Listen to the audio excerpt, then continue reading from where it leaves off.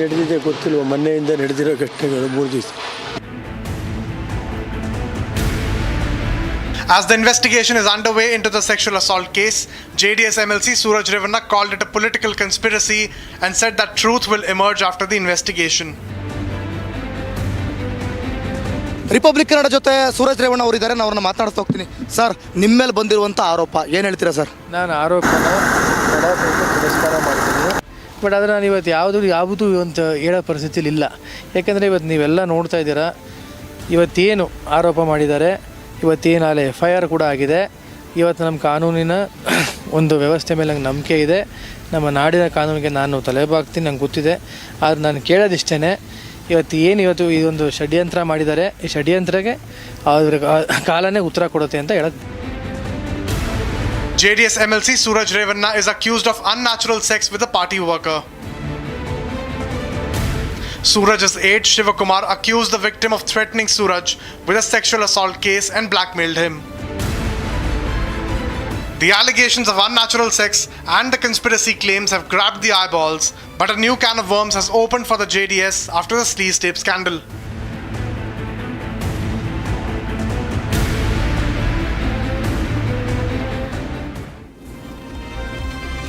Let's now shift our focus on what's happening in Jammu and Kashmir, because forces have received credible inputs of terror operations along the line of control in Uri sector, and following that tip-off, forces have launched a joint operation along with the Jammu and Kashmir police and also the Rashtriya Rifles. And so far, the forces have gunned down one terrorist in the region. Now, as we speak, search and cordon operations are currently underway. And this particular mission to eliminate terror, this operation is called Operation Bajrangi.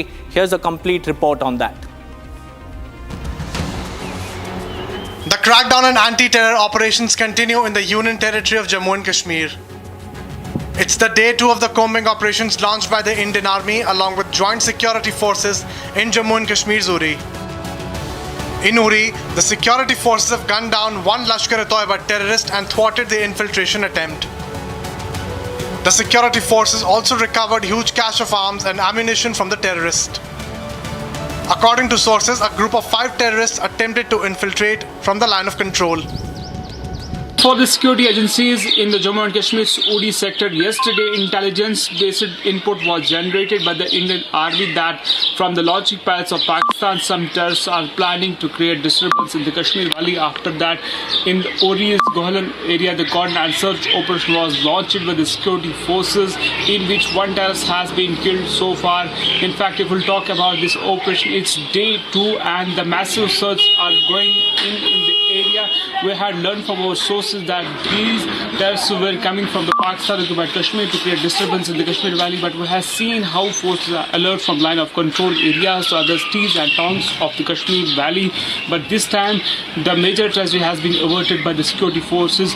Highly trained terrorists of Lashkar-e-Taiba has been killed, and huge cache of arms and ammunition have also been recovered so far in this operation.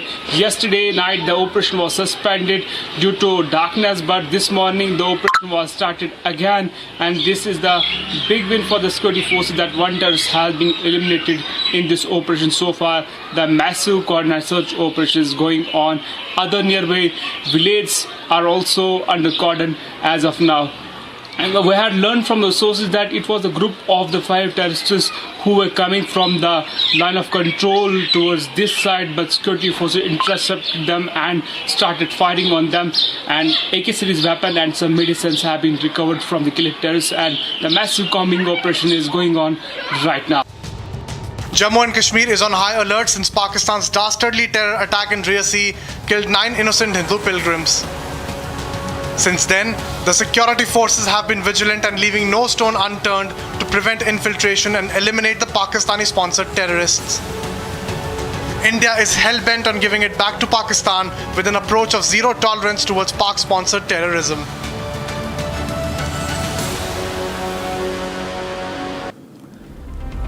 Now moving on, viewers, let's tell you the story of West Bengal, which hasn't really changed since the elections have concluded. It was violence during the elections, and now even after that, Bengal's Howrah district, there has been violence an incident of a clash between two groups over government land encroachment. Central forces are being deployed in the area in order to curb what's happening there.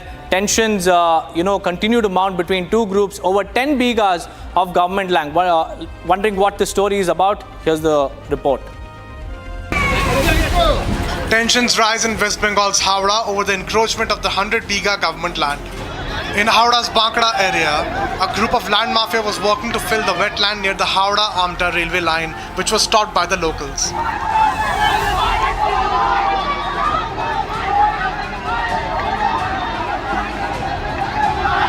Few days later, the filling activities started again by the land mafia, which led to the clashes between groups. The tensions escalated, resulting in the deployment of the central forces in the area.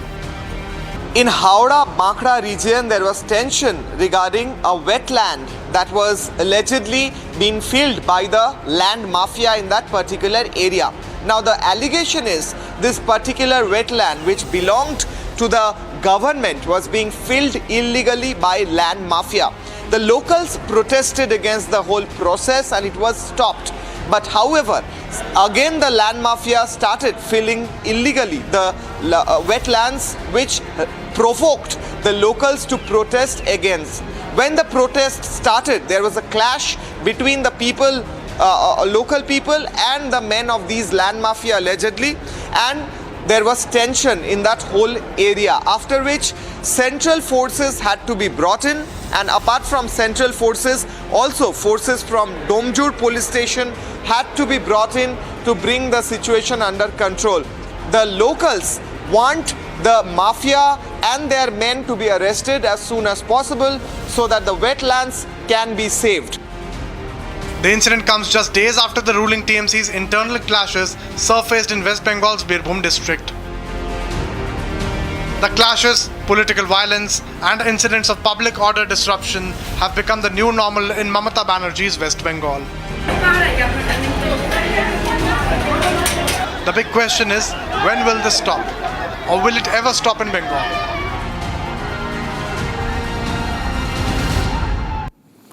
Now moving on, let's talk about what's happening as far as the NEET scam is concerned, because the CBI has now waded in. A criminal case has now been registered, and the lens is all on those groups which were involved in leaking the question papers a day before the exam.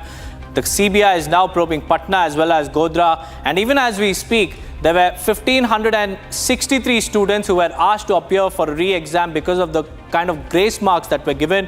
And the focus is especially on Jharkhand, because that's where about 6 students secured 720 out of 720, which hasn't happened in the past.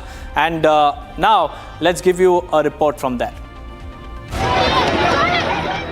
The anger and the protests continue nationwide over the NEET scam. After Patna and Godhra, the investigation has now reached Maharashtra's Marathwada region. According to sources, out of the 2 people, one is said to be working in Latur, whereas another in Solapur. Sources have also revealed that both the suspects who were detained by the ATS are teachers. Meanwhile, in Haryana's Jhajjar district, total 494 NEET aspirants retook the examination. When the entrance examination took place on May 5th, after that, the result of that entrance examination came out on June 4th. And since then, there have been a lot of report of discrepancies and allegations of malpractices in the examination. And there are several cities from where reports have come out of malpractices, which include Bihar's Patna. Bihar's Patna is the epicenter of that NEET paper leak in the matter. But if you see what happened, that the Supreme Court has said that those students who have got the grace marks will have to reappear the entrance examination again. And 1,563 students are supposed to be reappearing those entrance examination, because if you see what had happened, that when the result came out on June 4th, there were 67 students who topped the entrance examination. Republic also spoke to the parents of the NEET aspirants who appeared for the re-examination. ये कि अभी भी जो है बहुत सारे parents जो हैं वो कहीं ना कहीं टेंशन में हैं, क्योंकि उनको लग रहा है कि उनके साथ नाइंसाफ़ी हुई है। ऐसा क्यों लग रहा है? ऐसा इसलिए लग रहा है क्योंकि पेपर तो लेक हुआ है, इसमें तो कोई शक नहीं। और फिर जो है कि सबका पेपर कैंसिल होना चाहिए था, और जो चलो इन बच्चों का करवा रहे हैं तो इनको टाइम तो देना चाहिए था ना। रिजल्ट आया 4 जून को, 4 जून को आया था ना। और उसके बाद एक महीने से बच्चों को 1 महीने पहले उन्होंने पेपर दिया था, तो उसके बीच में वो पढ़े नहीं थे बिल्कुल भी। जिसने पेपर दे दिया वो क्यों पढ़ेगा? जिन बच्चों को ग्रेस मार्क्स दिया गया सिर्फ उनके एग्जाम हो, क्या ये सही है? ये तो सभी का होना चाहिए, ऑल स्टेट में होना चाहिए नीट रद्द, क्योंकि लीक एक जगह नहीं होता सर। 1563 बच्चों की बात ही नहीं है, बहुत सारा लीक हो रखा है sir. In Jhajjar, 6 students scored a perfect 720 marks. Section 144 was imposed near the examination centers to ensure fair conduct. Republic also spoke exclusively to NEET exam special officer over the issue. Paper 2 बजे है, तो जो ना 2 घंटे पहले जो भी NIT की तरफ से NT की तरफ से जो भी गाइडलाइन है वही बनाए जाएंगे। The students are frustrated over the NEET scam and the latest postponement of exams, as the future of youth is being severely compromised with paper leaks. The big question is, when will the perpetrators be brought to book? The nation wants an answer. Now, moving on, viewers, in Tamil Nadu, the Hooch tragedy has claimed the lives of about 56 people, and the political war of words between the BJP and the DMK continues to escalate, with the demand for Chief Minister M.K. Stalin's resignation continuing to grow louder.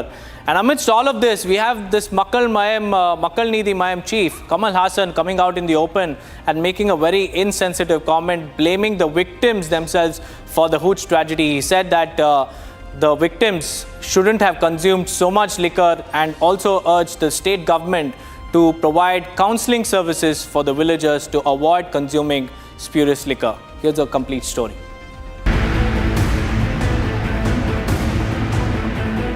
The death toll in the Hooch tragedy of Tamil Nadu's Kallakuruchi has mounted to 56.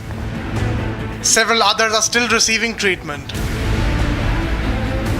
The AIADMK and the BJP have gone all guns blazing against the Stalin government. Addressing a press conference, BJP MP Sambit Patra called the incident a state-sponsored murder.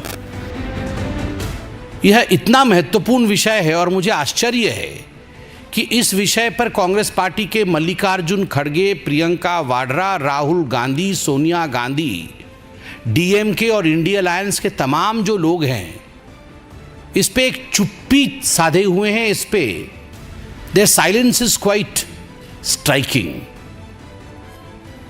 हमारे बोलने से अधिक उनकी चुप्पी बोल रही है कि इस देश में अगर 32 से अधिक दलितों की, मैं तो कहूंगा ये हत्या है, ये मृत्यु नहीं है, अगर एक प्रायोजित हत्या होती है, उस पर इतने पॉलिटिकल पार्टीज चुप हैं केवल इसलिए, और उनके एजेंडे में यह विषय इसलिए नहीं आता है क्योंकि उनको लगता है कि उनका राजनीतिक हित इससे सध नहीं रहा है। Sambit also said that of the 56 people killed, almost 40 belong to the Dalit community.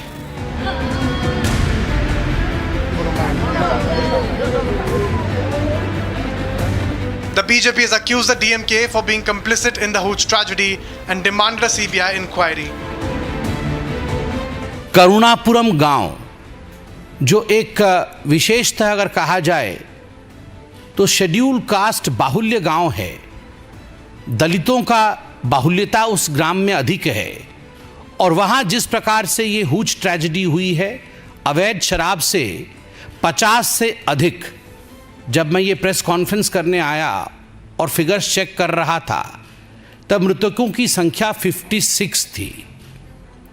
More than 56 people have died and many of them are critical still. लगभग 200 लोग अस्पताल में भर्ती हैं। Meanwhile, AAMK leader T.T. Vidyanakaran and Kamal Hassan of the Makkal Needi Mayam visited the victims in the hospital, even as CM Stalin has not met the injured in the hospital. So CM should take the responsibility, and he should accept the responsibility, and he should give assurance to the public that these kind of accidents should not happen in the future. Tamil Nadu government has ordered a judicial inquiry which is to be led by the retired Madras High Court Judge Justice B. Gokul Das, who is expected to submit a report within 3 months. The CBCID of Tamil Nadu Police, entrusted with investigating the tragedy, has initiated a probe under SP Shantaram. So far, 7 people have been arrested in the Hooch tragedy case.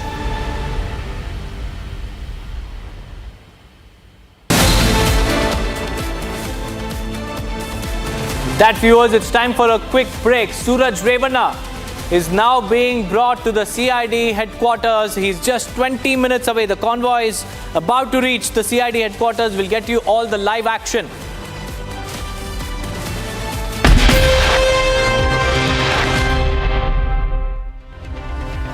$15,000 placements in 2022-23. At Amity, we are committed to nurturing passionate, hardworking and proactive professionals.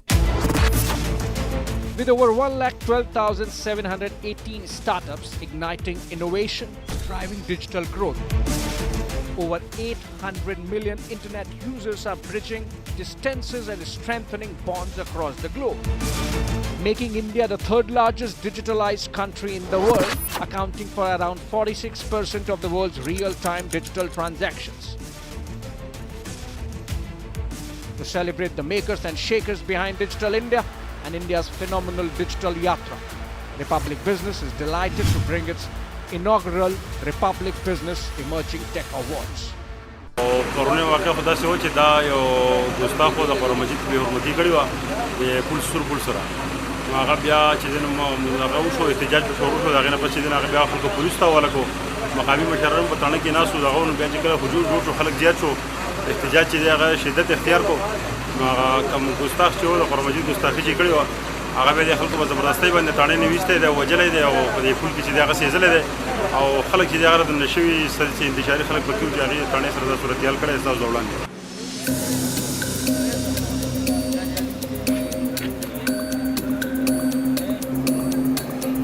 Pistachio presents Cracking News of the Hour.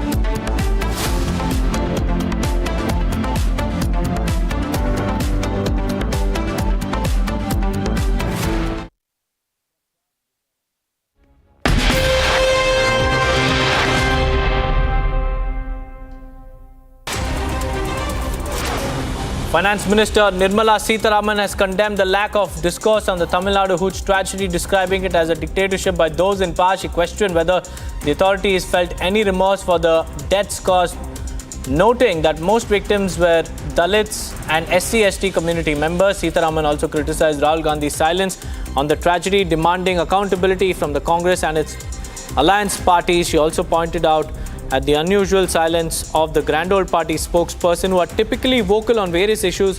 Sitharaman asserted that the matter should be handed over to the CBI for a thorough investigation, emphasizing the need for transparency and justice for the victims. She further raised concerns over governance, accountability and the protection of vulnerable communities, calling for immediate action and answers from the responsible ones. और तमिल लोग के हत्या जो हो रही है क्योंकि illegal liquor के वजह से, उसके ऊपर कोई भी दुख नहीं है क्या? क्यों कांग्रेस प्रेसिडेंट आज तक उस विषय में, और जबकि ये लोग ज़्यादातर लोग जो इसमें मर गए हैं वो शेड्यूल्ड कास्ट लोग हैं, दलित हैं, क्यों कांग्रेस प्रेसिडेंट का मन में दुख नहीं लग रहा? Former Andhra CM Jagan Reddy has quoted more controversy. TDP accuses him of using public funds to build a luxurious district party palace on land belonging to the Water Resources Department in HLC colony of Anantpur.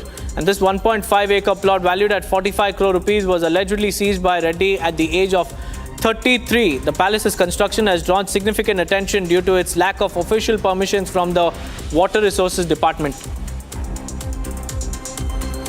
On the NEET exam row, UGC Chairman M. Jagdish Kumar said that the government has taken proactive measures to safeguard students' interests and uphold the integrity of examinations conducted by the National Testing Agency.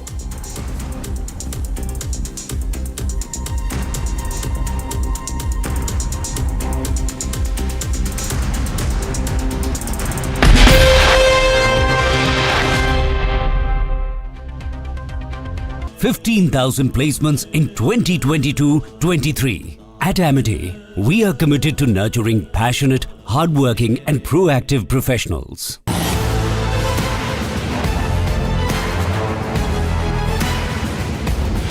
Get ready to witness the best technology extravaganza of the year. The first edition of the Republic Business Emerging Technology Awards has received an overwhelming number of nominations. Dominating the categories are AI and robotics, healthcare, edutech, fintech, banking and finance, and martech. Groundbreaking innovations and revolutionary ideas from the largest digitalized economy in the world. Join us as we celebrate India's incredible digital growth story. Republic Business Emerging Technology Awards, Friday, 5th July 2024.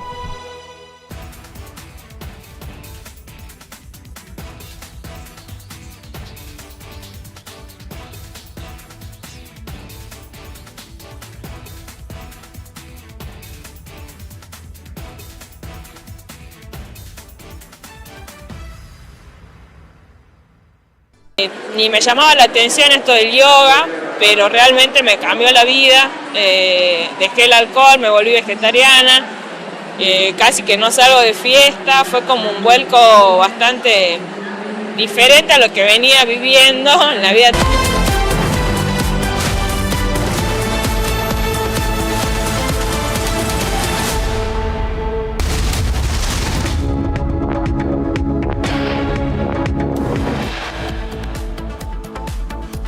CBI registers FIR in connection with alleged irregularities in the NEET UG scam. Sources say CBI will take over the cases of paper leak registered in other states as well. After Bihar cops find a Maharashtra connection in NEET scam, cops in Maharashtra question 2 teachers in the paper leak case. We want a CBI investigation so that the truth comes out in open. And yes, we want the resignation of Sri Muthuswamy ji. Death toll rises to 56 in huge tragedy in Tamil Nadu's Kalakurchi. Demand for Stalin's resignation grows louder. Prajwal Revanna's brother Suraj Revanna arrested over sexual assault on party worker. Suraj is now being brought to the CID office in Bengaluru. With less than 24 hours to go for the 18th Lok Sabha's Parliament session, opposition sets its agenda to protest against pro tem speaker at 10 a.m. tomorrow. TDP versus YSRCP intensifies as the former releases fresh videos of illegal party offices, claims that they are constructed by YSRCP.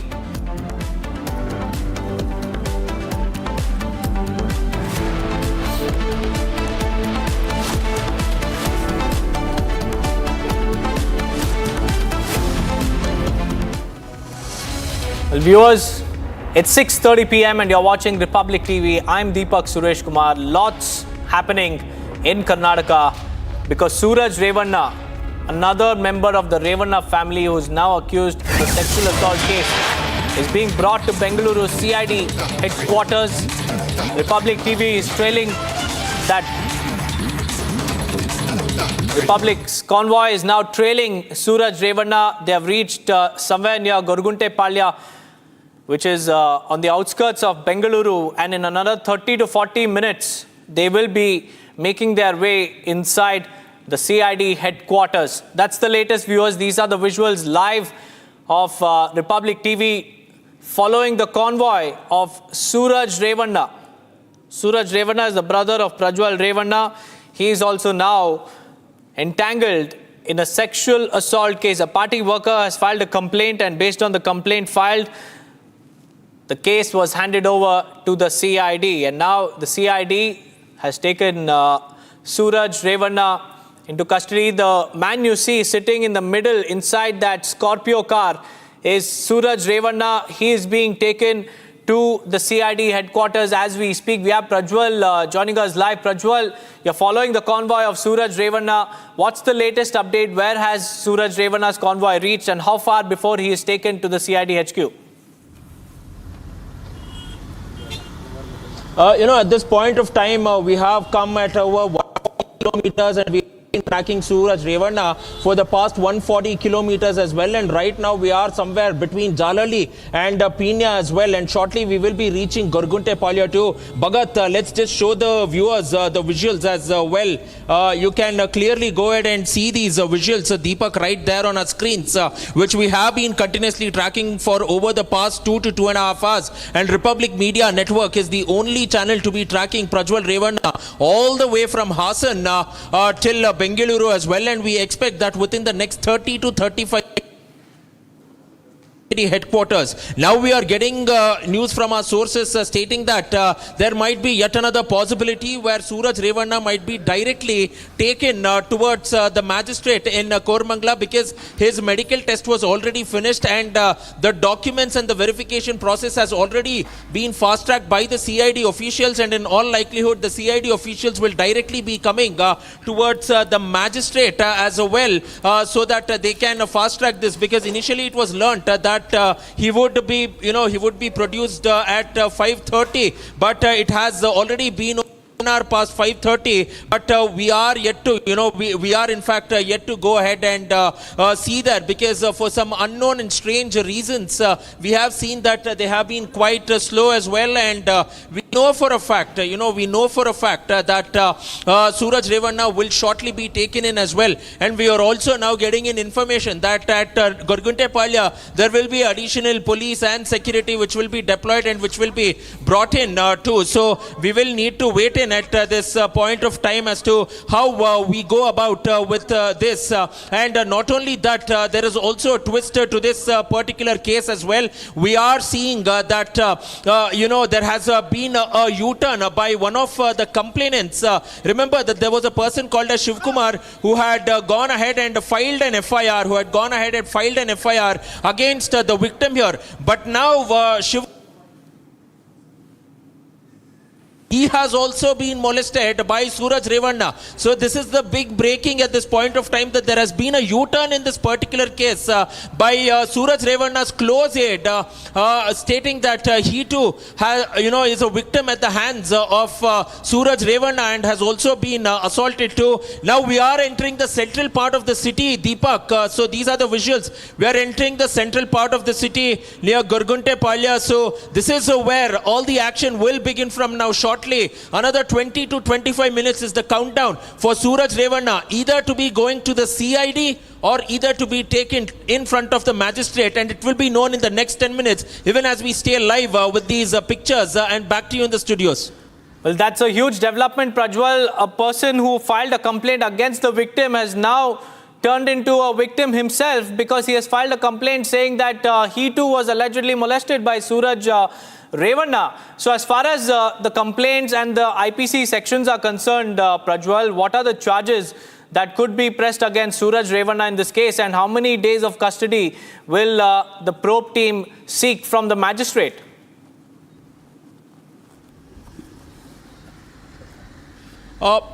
At this point of time, there has only been one FIR filed so far, because in terms of Suraj Revanna's close aide filing a complaint, he said that he will be going on to file a complaint tomorrow at the Hole Narsipura town police station.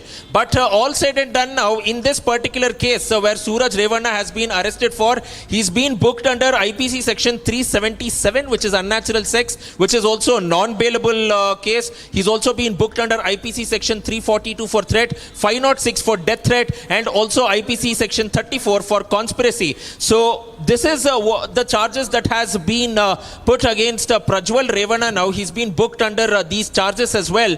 But all said and done, Deepak, one of the main things that needs to be questioned is that will he be given, will the CID be given a custody? That is something that needs to be seen. Very close shots, we are getting in some very close shots of Suraj Revanna out there on our screens. out there on our screens, a very close shots, even as we are trying to go in nearby, very close shots of Suraj Revanna right there on our screens at this point of time, even as my video journalist is trying to manage it, because now his convoy has suddenly started speeding up. There is also additional pilot and escort vehicles that is coming out in huge numbers as well. So this is something that needs to be seen at this point of time. I urge my video journalist not to go out of the car at this point of time, because there is also a lot of traffic here. So we will move in along with the convoy here. We are just staying with these visuals at this point of time, because there is a lot of traffic. There is a lot of traffic at this point. There is a lot of traffic at this point of time. So we need to see as to what we need to see as to what will happen too. So from sources, they are saying that there is additional security which is also being deployed outside the magistrate's residence now, Deepak. Right, Prajwal, while you continue tracking Suraj Revanna and his movements towards the CID HQ and also the magistrate's house, let's give our viewers another breaking news update. This time, it's coming in from the national capital. Delhi Chief Minister Arvind Kejriwal has now filed a petition in the Supreme Court regarding the stay imposed on his bail by the Delhi High Court. Arvind Kejriwal's lawyers have appealed for a hearing tomorrow morning. That's the latest update as far as Arvind Kejriwal's Tihar stay is concerned, because remember, the Rouse Avenue Court had given him bail, interim bail, and after that, the Enforcement Directorate once again approached the Delhi High Court in a bid to block the bail that was issued to Arvind Kejriwal. And following the arguments, the Delhi High Court has now reserved its order for 2 to 3 days, which means that Arvind Kejriwal will continue to remain behind the bars of Tihar jail. This is the latest, and now his legal team has filed a petition in the top court seeking urgent hearing tomorrow morning. We have Aditya joining us live from the national capital. Aditya, this is a new twist in the Liquorgate saga after the Delhi High Court blocked Arvind Kejriwal's bail. We have his legal team now approaching the top court seeking hearing tomorrow morning. Well, Deepak, there have been many instances where Arvind Kejriwal's bail has been denied by the Delhi High Court, and this time too, when he was given the bail by the Rouse Avenue Court day before yesterday, the Enforcement Directorate had called for an urgent hearing in the case, and due to it, the Delhi High Court was able to put a stay on his bail order. Now it needs to be seen as to where this case is headed. He has Arvind Kejriwal has filed a petition in the Supreme Court, and his legal team has demanded that the case be heard very urgently on an urgent basis tomorrow. This needs to be seen as to whether he will get a bail this time, or again his bail will be cancelled. This needs to be seen. Back to you in the studios, Deepak.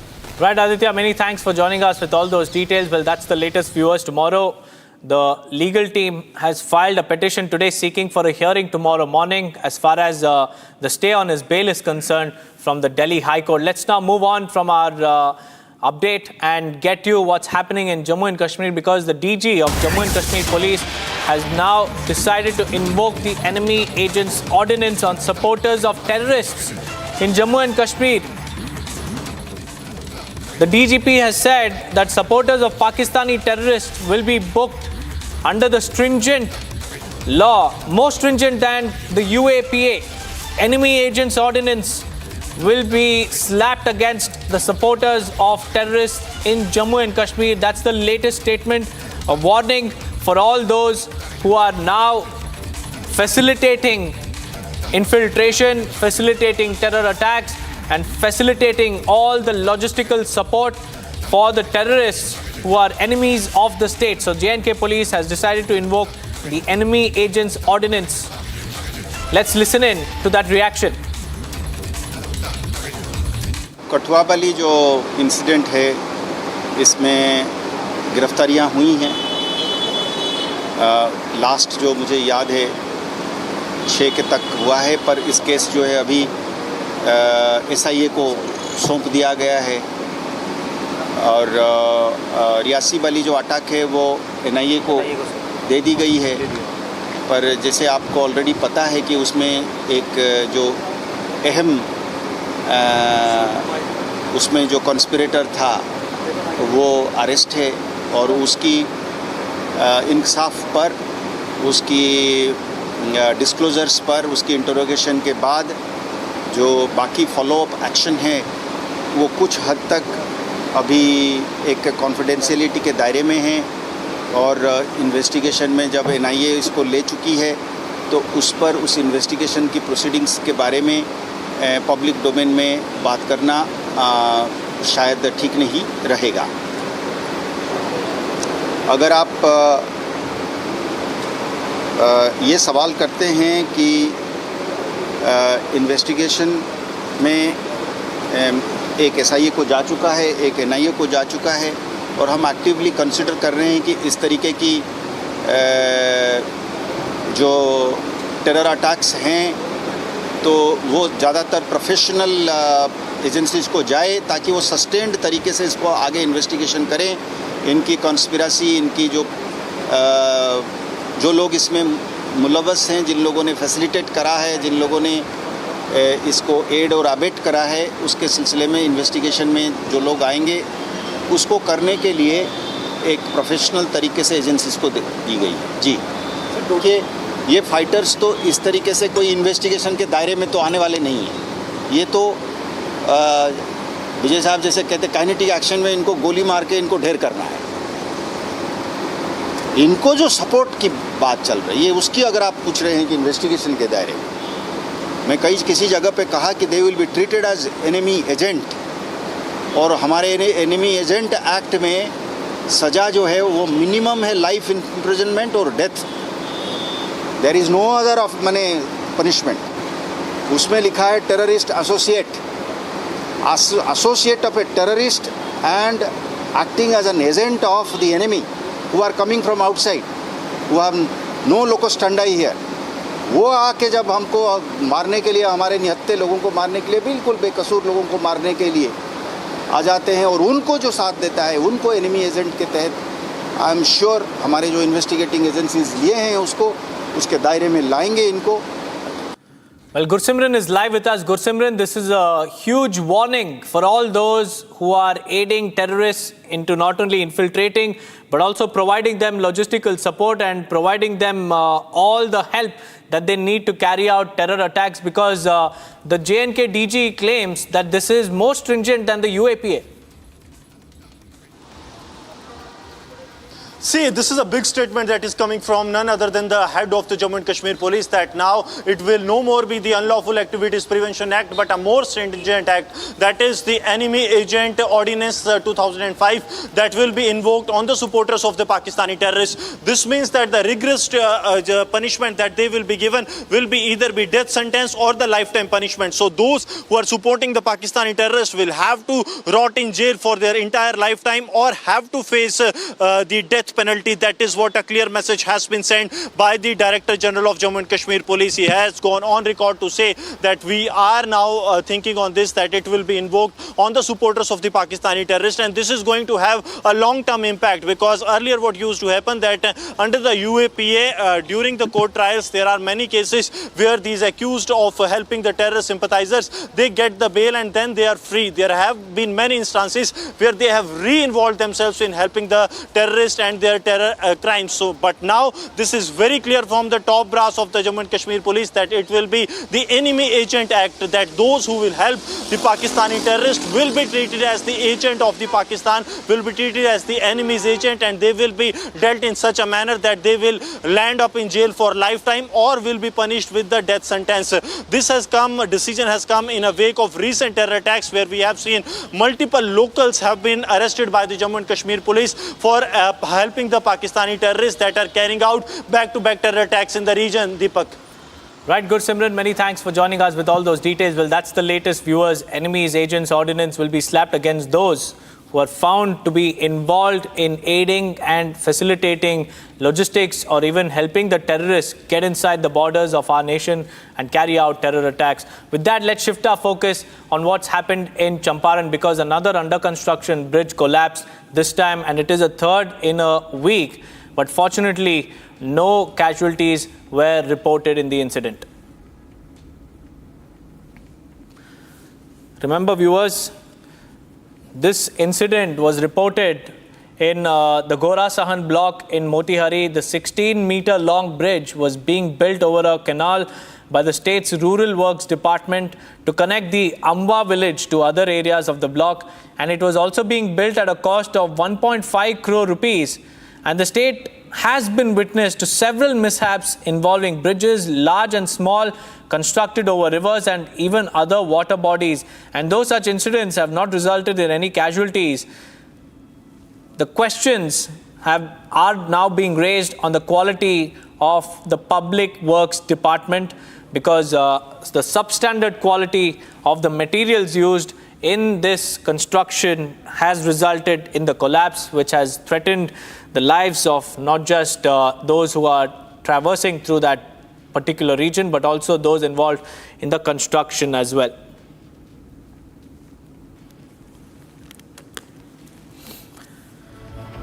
Now moving on, the BJP and the AIADMK have levelled big charges on the Tamil Nadu Chief Minister M.K. Stalin and also the DMK government, alleging complicity of its members in the huge tragedy that has claimed the lives of 56 people so far. And the BJP has also demanded a CBI inquiry into the illicit liquor tragedy and the resignation of Chief Minister M.K. Stalin, as well as the prohibition of the Excise Minister S. Muthuswamy. Here's a report.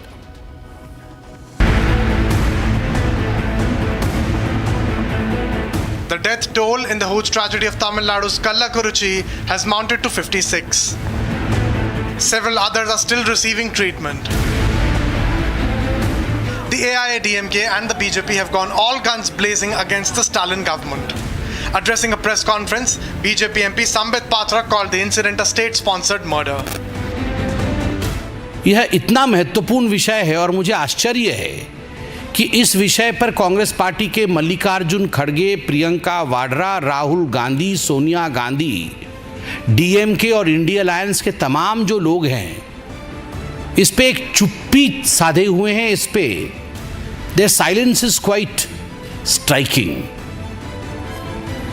हमारे बोलने से अधिक उनकी चुप्पी बोल रही है कि इस देश में अगर 32 से अधिक दलितों की, मैं तो कहूंगा ये हत्या है, ये मृत्यु नहीं है, अगर एक प्रायोजित हत्या होती है, उस पर इतने पॉलिटिकल पार्टीज चुप हैं केवल इसलिए, और उनके एजेंडे में ये विषय इसलिए नहीं आता है क्योंकि उनको लगता है कि उनका राजनीतिक हित इससे सध नहीं रहा है.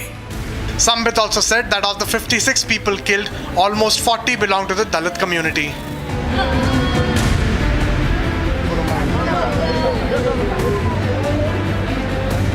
The BJP has accused the DMK for being complicit in the huge tragedy and demanded a CBI inquiry. Karunapuram गांव, जो एक विशेषतः अगर कहा जाए तो शेड्यूल कास्ट बाहुल्य गांव है. दलितों का बाहुल्यता उस ग्राम में अधिक है और वहां जिस प्रकार से ये हुज ट्रेजेडी हुई है, अवैध शराब से 50 से अधिक, जब मैं ये प्रेस कॉन्फ्रेंस करने आया और फिगर्स चेक कर रहा था तब मृतकों की संख्या 56 थी.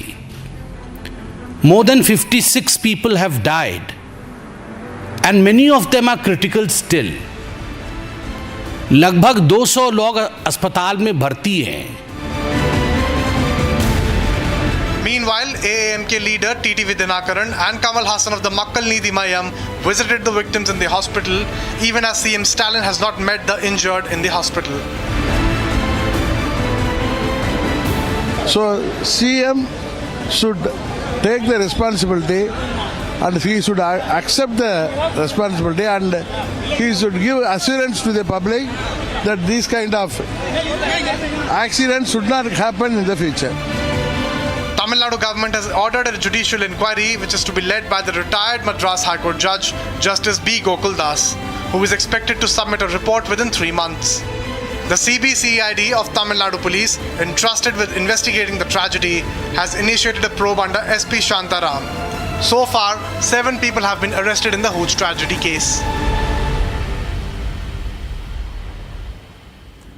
Moving on, viewers, Former President Donald Trump, while speaking in Philadelphia, bluntly criticized the current state of the nation, declaring that the country is going to hell and Trump's leadership will turn it around swiftly. He also signaled his urgency to reverse what he perceives as a decline under President Joe Biden's administration.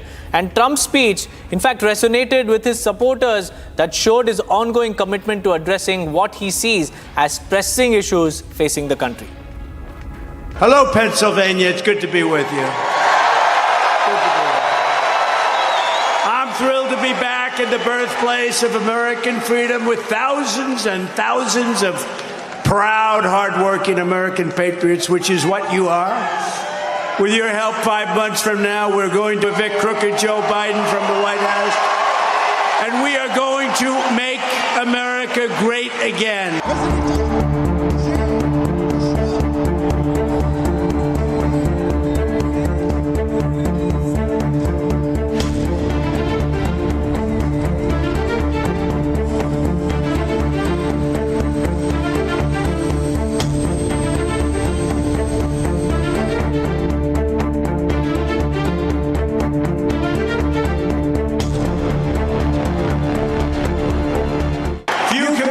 Have suffered more under the Biden regime than Philadelphia. Under Crooked Joe, the city of brotherly love is being ravaged by bloodshed and crime. 2 weeks ago, 9 people were shot in a single weekend, including 3 teenagers so seriously hurt. Murders in Philadelphia reached their highest level in 6 decades. Retail theft in Philly, I spent so much time here, is up 135% since I left office. The convenience stores are closing down left and right. The pharmacies have to lock up.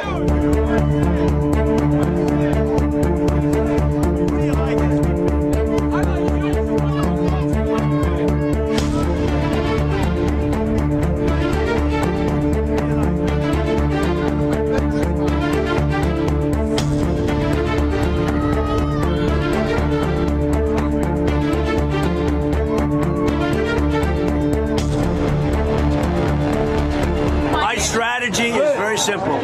Make America great again, that's all. What do you expect? Because our country's going to hell. And we're going to turn it around fast. There's no strategy. We're going to turn it around fast. And I look forward to Thursday. I know he's locked up in a log cabin someplace. You can imagine what he's doing.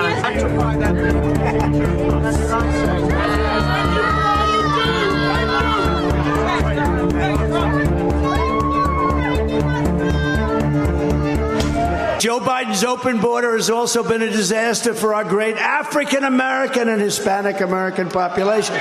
So, what's happening when millions of people flow over? The people that are most hurt are, number one, the African Americans in this country. Number two, the Hispanic. Have they taken your job yet, sirs? They better not. I don't think they're going to get your job. I'll fight for you. They're not getting your job.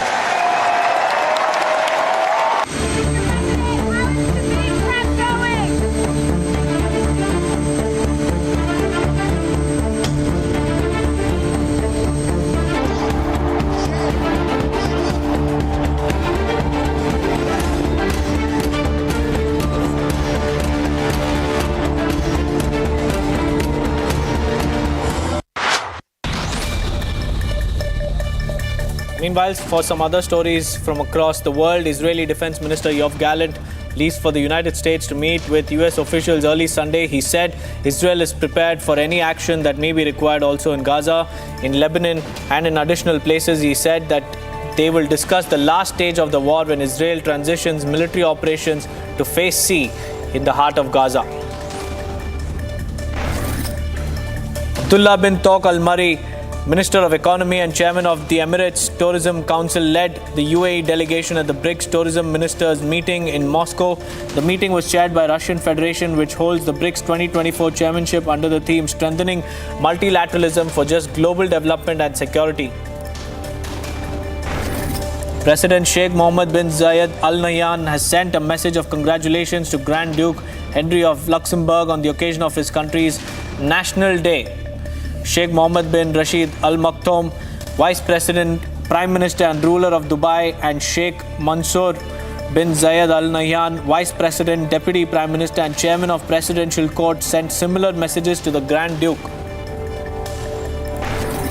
In central Rome, 1,000 voices united in protest against abortion and euthanasia laws organized by Pro Vita and Famiglia. Demonstrators upheld the right to life from conception to natural death, advocating for traditional family values. Italian Prime Minister Meloni also supported these ideals amid debates over abortion legislation aiming to encourage childbirth to counter demographic challenges. This issue continues to stir political discourse that was pointed out recently at the G7 summit.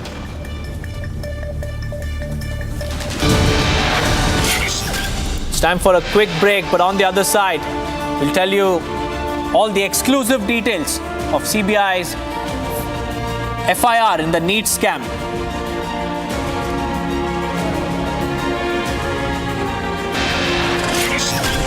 Along with that, viewers, will tell you how the tentacles of NEET scam has now spread to another city in Maharashtra.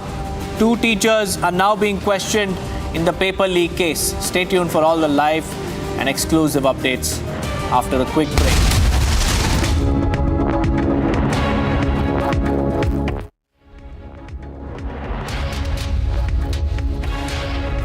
$15,000 placements in 2022-23. At Amity, we are committed to nurturing passionate, hardworking and proactive professionals. Hotel Management with AI. Join International Institute of Hotel Management. With over 1,12,718 startups igniting innovation, driving digital growth. Over 800 million internet users are bridging distances and strengthening bonds across the globe, making India the 3rd largest digitalized country in the world, accounting for around 46% of the world's real-time digital transactions. To celebrate the makers and shakers behind Digital India and India's phenomenal digital yatra, Republic Business is delighted to bring its inaugural Republic Business Emerging Tech Awards. Znači cijeli sustav, elektronski sustav kontinentalne Europe je međusobno uvezan i to ima i prednosti i mane, jel? Prednosti su da možemo uvoziti i prodavati električnu energiju, ali naravno mana je i da se takvi poremećaji prenose iz jednog sustava u drugi.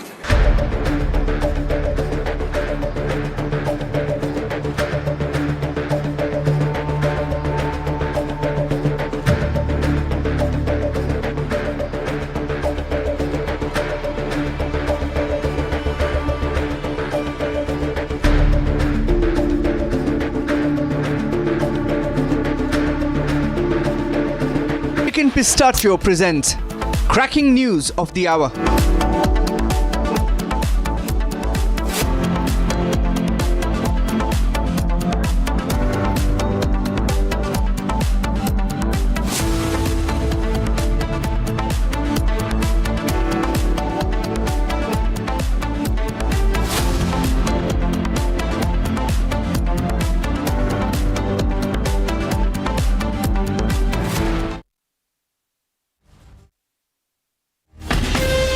From Asia's largest news headquarters, setting the agenda for Bharat.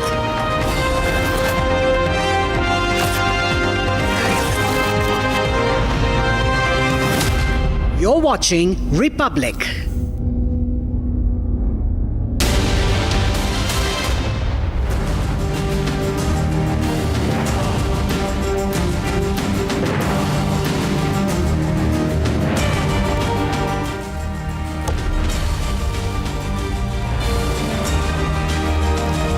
Welcome friends to the Sunday edition of This Is Exclusive, in which we are going to bring to you 2 specific exclusives on 2 interesting stories. One, today is the anniversary of Kanishka bombings that took place on 23rd of June 1985. Over 300 Indian origin Canadian nationals lost their lives to a Khalistani act of terror. And ironically, we had Canadian Parliament holding a memorial just a few days back for someone who was a known Khalistani terrorist on their no-fly list Obviously, there is a lot of geopolitics panning out on the issue, and we're going to join in by Terry Miluski, a veteran who has tracked Khalistani separatism from way back in 1980s. He's going to join us live from Canada. Also, important information coming in on the NEET scam from sources deep in the government, all that and more. Let me get you the headlines first. Show presents cracking news of the hour.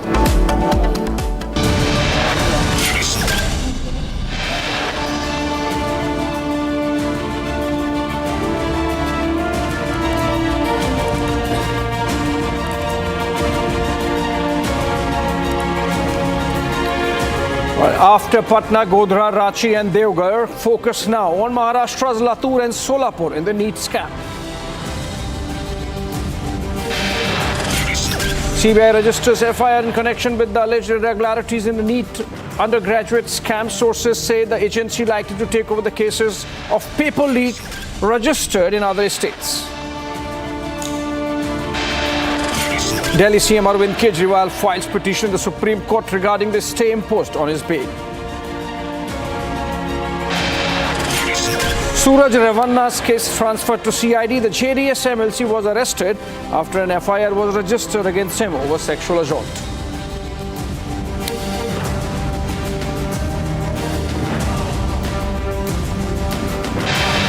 A big win for forces in Jammu and Kashmir. One terrorist neutralized in the Uri operation. Search and cordon efforts underway.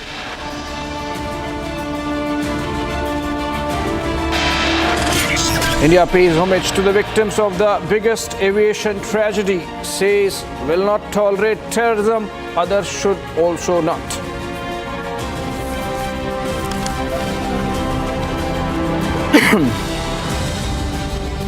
Guest.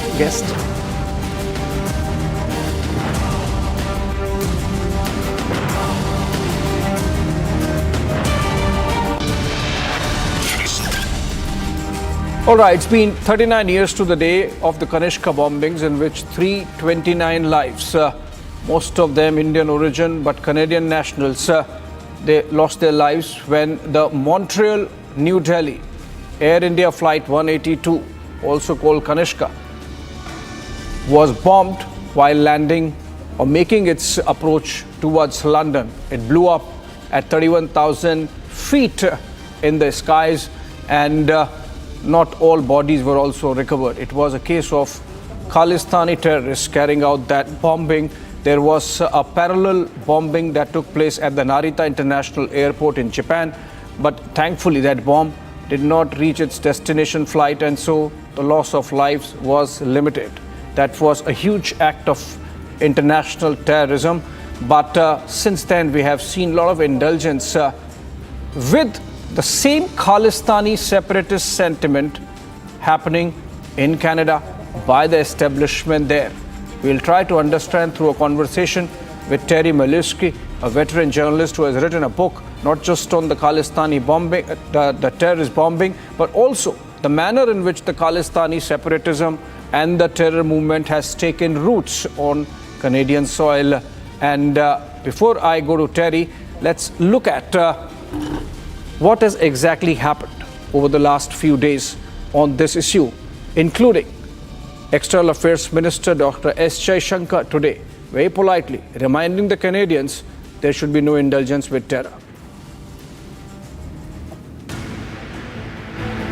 Today marks the 39th anniversary of the Kanishka tragedy.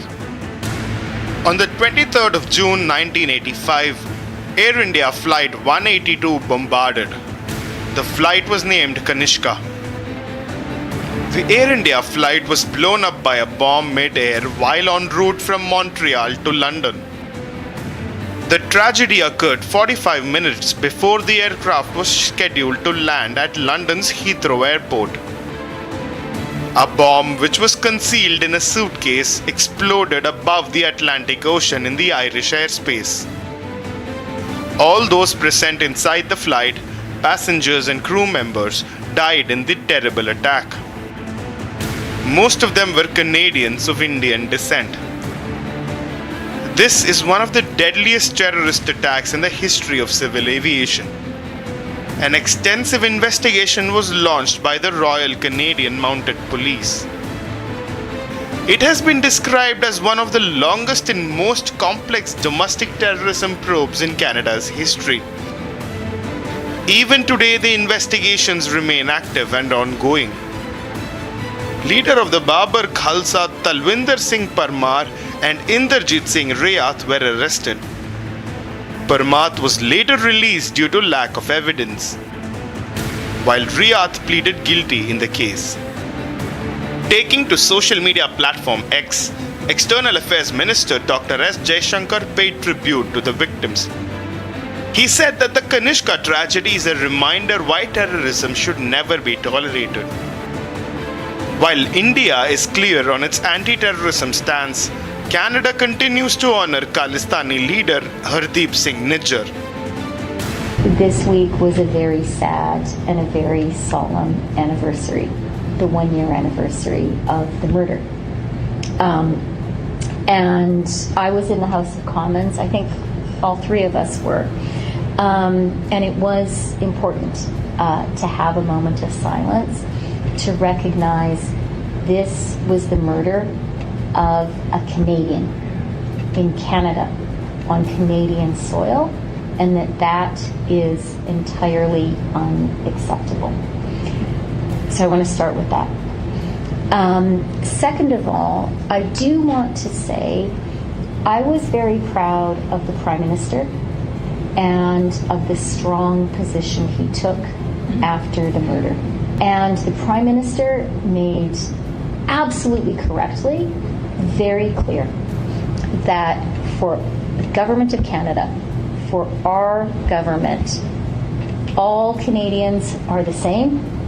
All Canadians have the same rights, and murder on Canadian soil is just not allowed. Will Canada condemn acts of terrorism and stop shielding Khalistani outfits?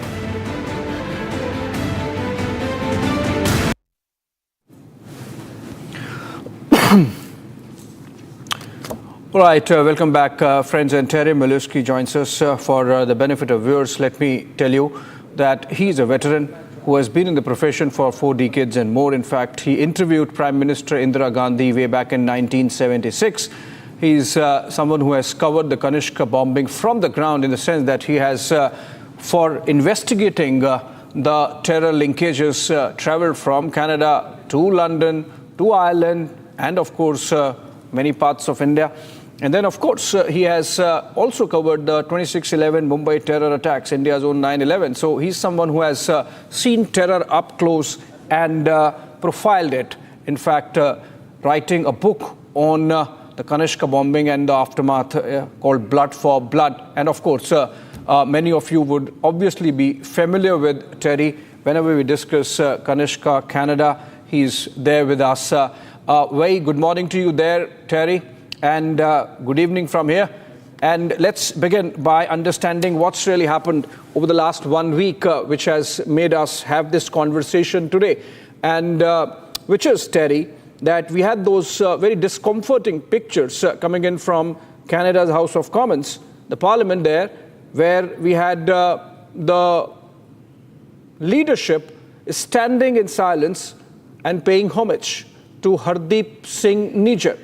So far as India is concerned, he was a Khalistani separatist and was on our list. Also, of course, on the Canadian list, no-fly list. What's really happening? Those were very discomforting pictures, Terry. You're putting it very mildly. It was appalling to see the political leadership in Canada unite around this idea. All parties were involved. They had a quiet little meeting, off camera, to agree that they would have this moment of silence for Mr. Nijjar.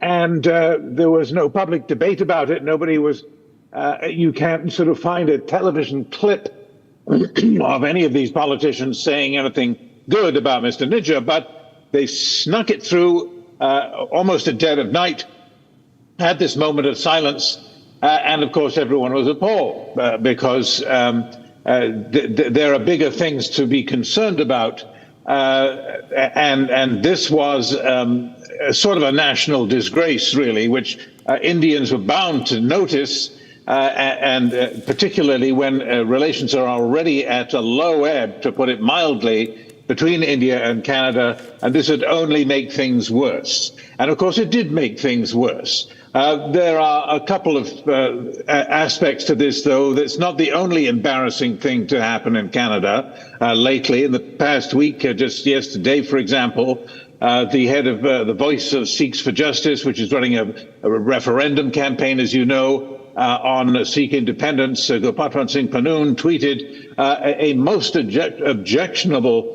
even creepy announcement that he would be funding an investigation into, and I quote, India's role in the Kanishka bombing.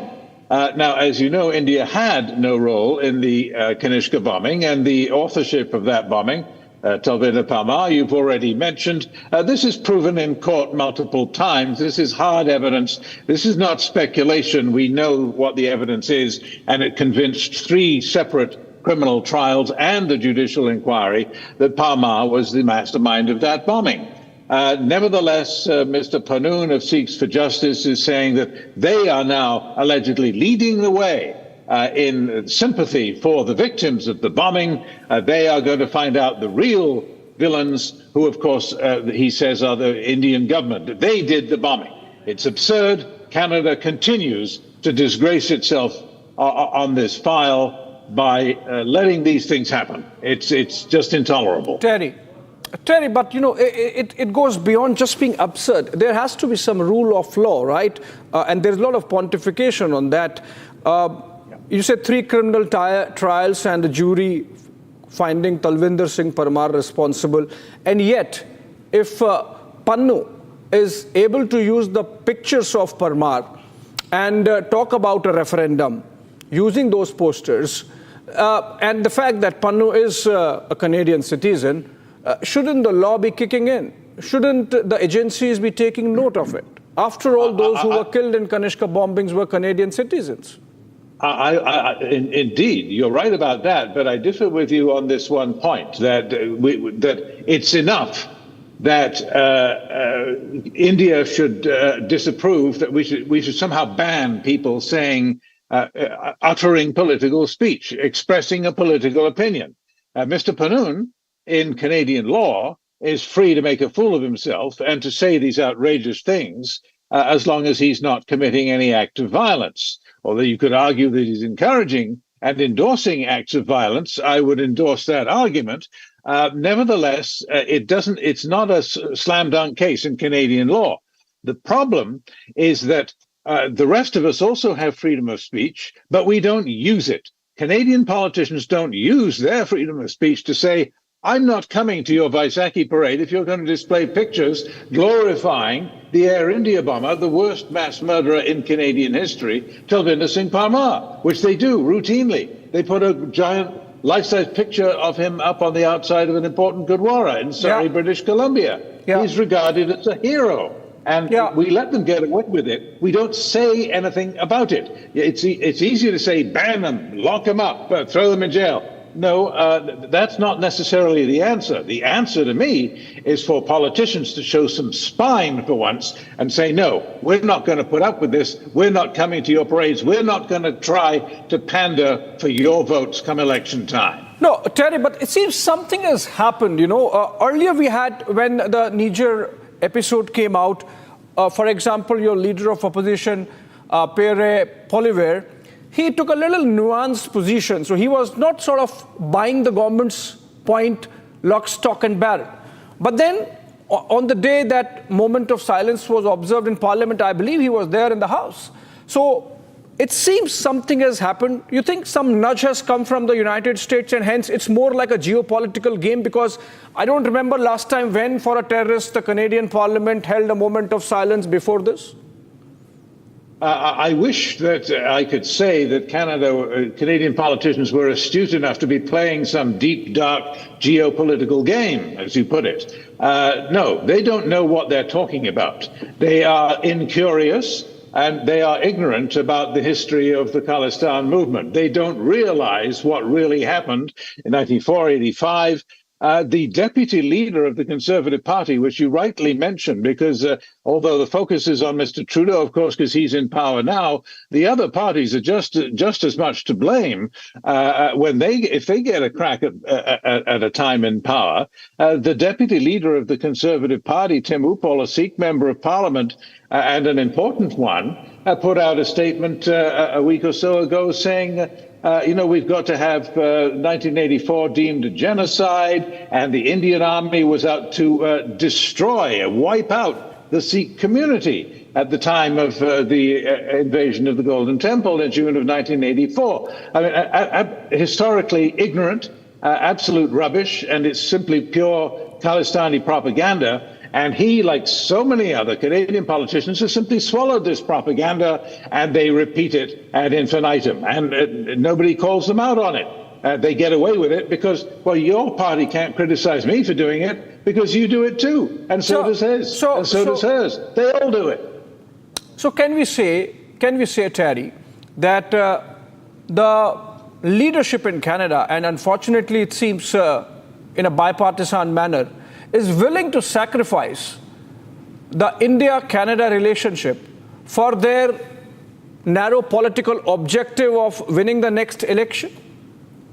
Well, if they had a clear objective, yes, you could say that. But as I say, I doubt that they're clever enough to have such a devious agenda. They simply don't know what they're talking about, and they don't realize the damage they do when they endorse the narrative. People come to them and say, "Oh, we must have a moment of silence for this poor Mr. Najjar," and they say, "Oh yeah, okay, whatever you say," and they don't have anyone whispering in their other ear saying, "You're going to look stupid. The Indians are not going to like this. You're going to make the bad relations even worse. Think about what they're doing." They just accept the propaganda. They don't speak up against it. And I say that free speech is the answer. People like you and me can say what we like. Nobody listens to us. But leadership, political leadership, needs to be shown in Canada to denounce and to disapprove and to disallow the display of terrorist iconography. Worshipping the mass murderer Talvinder Parmar is the classic example. It goes on and it must stop. Okay. Politicians should stay away from that. Just 2 days before this moment of silence was observed in the Canadian Parliament, Terry, this is my second last question to you. There was a federal court of appeal order or verdict on the petition for removing two Khalistanis, Bhagat Singh Parwarkar and Dulai, to remove them from the no-fly list. And the court actually, while denying their petition, said that they are credible threats to transportation safety.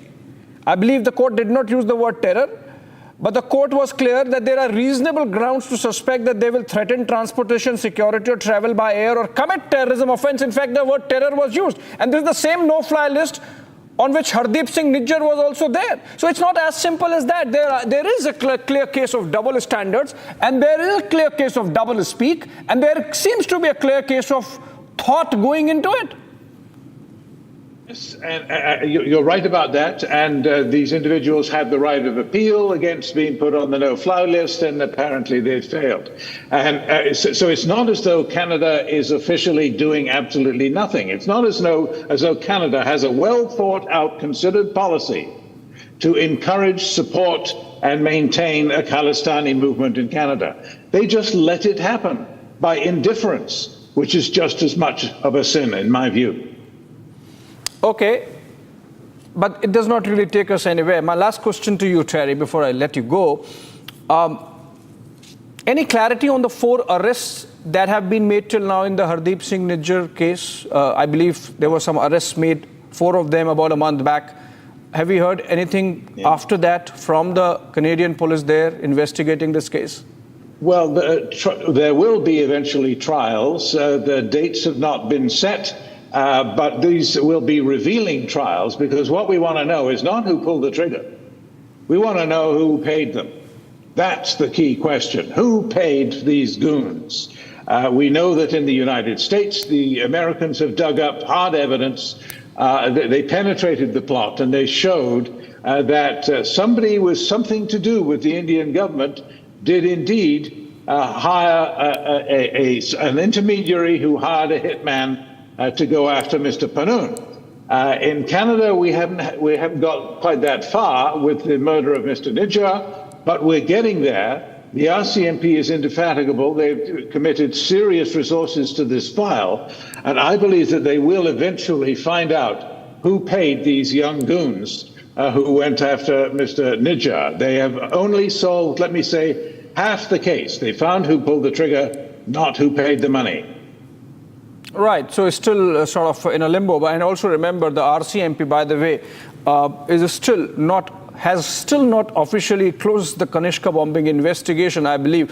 On that note, Terry, thank you so much. I believe you could perhaps send in your book to the parliamentarians in Canada so that they are a little better aware of what the Khalistani movement is about. Thank you so much, Terry, for joining us on this is exclusive Sunday edition. And moving on, and another important development taking place in connection with the NEET undergraduate retest that took place today. As per our sources, out of the 1,563 students that were given the option of reappearing in the exam, only 816 took the test or retest. 287 of them appeared for the retest in Haryana's Jhajjar. Remember, Jhajjar was controversial because all 6 toppers came from Jhajjar. And these are important numbers because these 1,563 students were those who were given grace marks, and out of them, only half have appeared for the retest. Remember, for the rest, their mark sheets would not hold because those controversial mark sheets have been countermanded. I'm told Harsha Chandwani joins us with more details based on the information she has got. Harsha, over to you. Please tell us, what are these numbers about? Those half the students from 1,563 who were supposed to take the retest and have not taken, are they giving a pass this year for the exam? And are they going to be appearing next? What happens to them? And also, what more information can you share about the retest that took place today? So right now what we are gathering, the source-based information directly from Education Ministry is that 15 out of 1,563, only 816 students appeared, which is almost 52%. And in Jhajjar, where the two exam centers, Hardyal and the other exam center was in questions, where the highest number of students got the grace number. In Jhajjar, the total number of students which appeared out of 494, they are 287.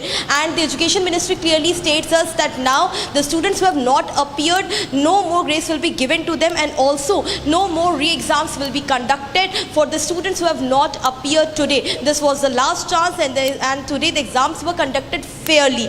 We are also getting to know that all over India, total 63 students have been given show cause notice and also will be debarred from giving the future NEET exams. In future, they will not be allowed, and 17 students are from Bihar, 30 students are from Godra. These are the numbers which we exclusively got from the Education Ministry. The number of students involved in malpractice in the NEET exam who have been served notice. We are also getting to know that the role of coaching centers, almost 4,500 coaching centers all over the country is in question, and there are several suspicions on the coaching center, and almost 1 lakh students who are studying in this 4,500 coaching centers, those are also in question. Therefore, detailed investigation will also be done by CBI in the coaching centers as well. Right now, we have got to know that new NTA DG has taken the charge, and soon the new dates for the NEET PG and the UGC NET exams will be declared. Today he has taken the charge, but yes, Education Ministry clearly states that it was the failure of NTA ex-DG Subodh Kumar, which led to this entire NEET fiasco. We also got to know that the grace marks should not have been given. Instead, in the exam centers, the extra time limits should have been given. And it was the grace marks because of which the entire chaos and fiasco took place. And this is the reason why the ex-DG Subodh Kumar has taken the entire responsibility and the ministry has sacked him. And now the new DG in NTA DG has taken charge, while the entire education ministry is waiting for the CBI investigation to be completed. But right now the CBI team is in Bihar and they're investigating the deep roots of this entire nexus. Okay, back to you. Harsha, last question, quick reply. You think the CBI is going to take all the cases from across the country pertaining to the NEET UG from Bihar to Maharashtra to Jharkhand?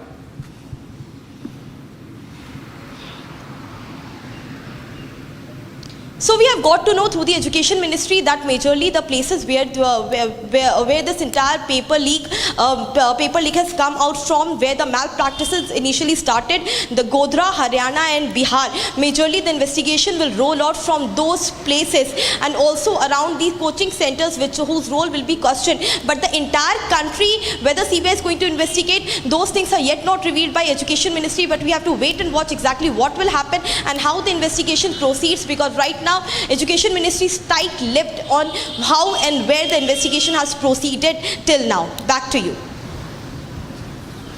Okay, thank you so much, Harsha, with those developments on the NEET scam investigation, which the CBI is picking the threads off. In fact, the CBI team, as we speak, has already traveled to Patna, effectively the epicenter of the NEET undergraduate paper leak scam. And from there on, of course, we believe the agency would be traveling to other states as well and then carrying the investigation further. On that note, we come to an end of this exclusive Sunday edition, but our NEET scam coverage continues on the other side.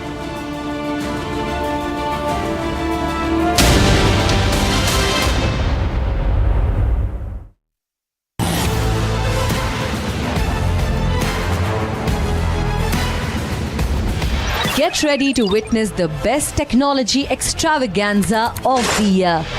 The first edition of the Republic Business Emerging Technology Awards has received an overwhelming number of nominations.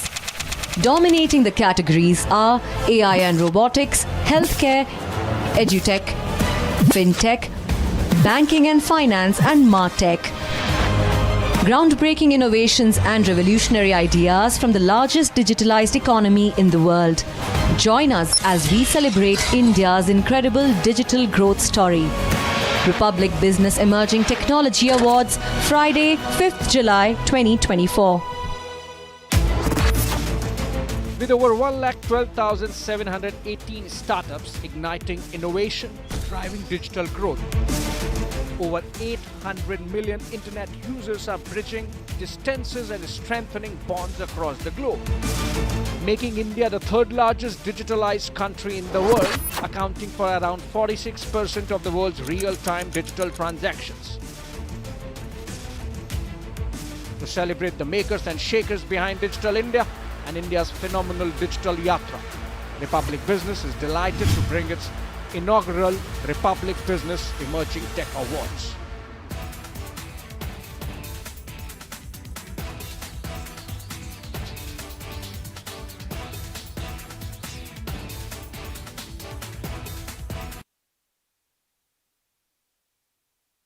American Pistachio presents Cracking News of the Hour.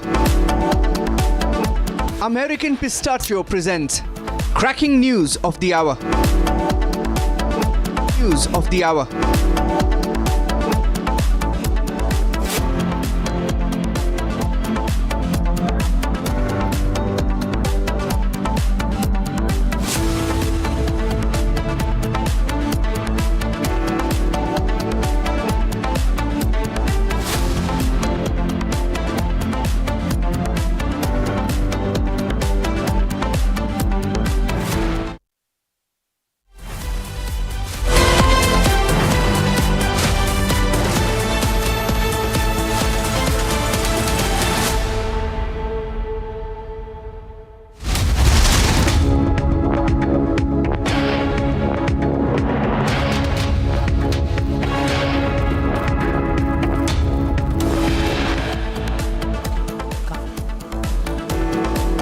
CBI files FIR in NEET scam. It is all set to take over the cases pertaining to paper leak from across the country.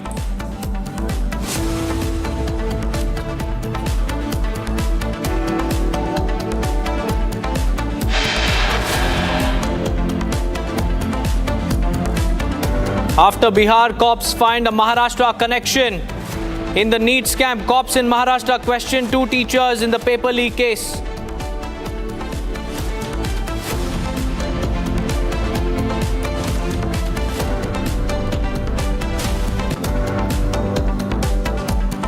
We want a CBI investigation so that the truth comes out in open. And yes, we want the resignation of Sri Muthuswamy ji. Death toll rises to 56 in Tamil Nadu's Hooch tragedy. Demand for Stalin's resignation grows louder. Suraj Revanna's brother Suraj Revanna arrested for sexual assault of party worker. Suraj Revanna will be directly presented before the magistrate.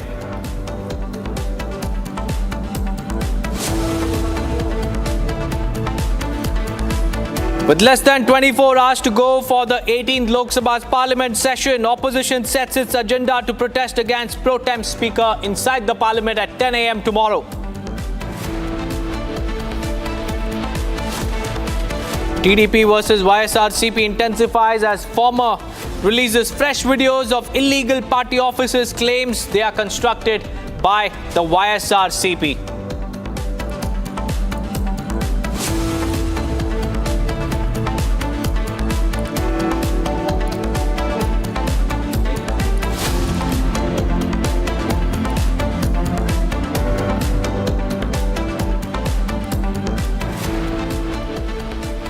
First up, viewers, let's talk about what's happening in the NEET scam, because the CBI has now registered a criminal case as far as the scam is concerned. It is all set to also probe the paper leak cases as well across the nation. In Bihar's Nevada, the latest is that the UGC net paper leak case was found to be connected to Kasiadi village of Morena Panchayat of the police station area. On the information, some people attacked the CBI and police team that carried out raids. During this, the driver of the CBI team was badly beaten up, and the CBI team's chief has also registered an FIR in Rajouri police station regarding the case. This is the latest as far as the CBI involvement is concerned. The CBI team is now probing the NEET paper leak, and as they conducted raids and searches in Bihar, the team was assaulted and they were targeted. The driver of the CBI's convoy was badly beaten up, and after that, the CBI team has now registered an FIR in Rajouri police station regarding the entire matter. CBI team has been attacked in Bihar's Nevada. That's the latest, viewers. A CBI team that is probing the net and NEET paper leak, which went to carry out raids in the locality in Kasiadi village of Morena Panchayat of the police station limits. The CBI team was attacked.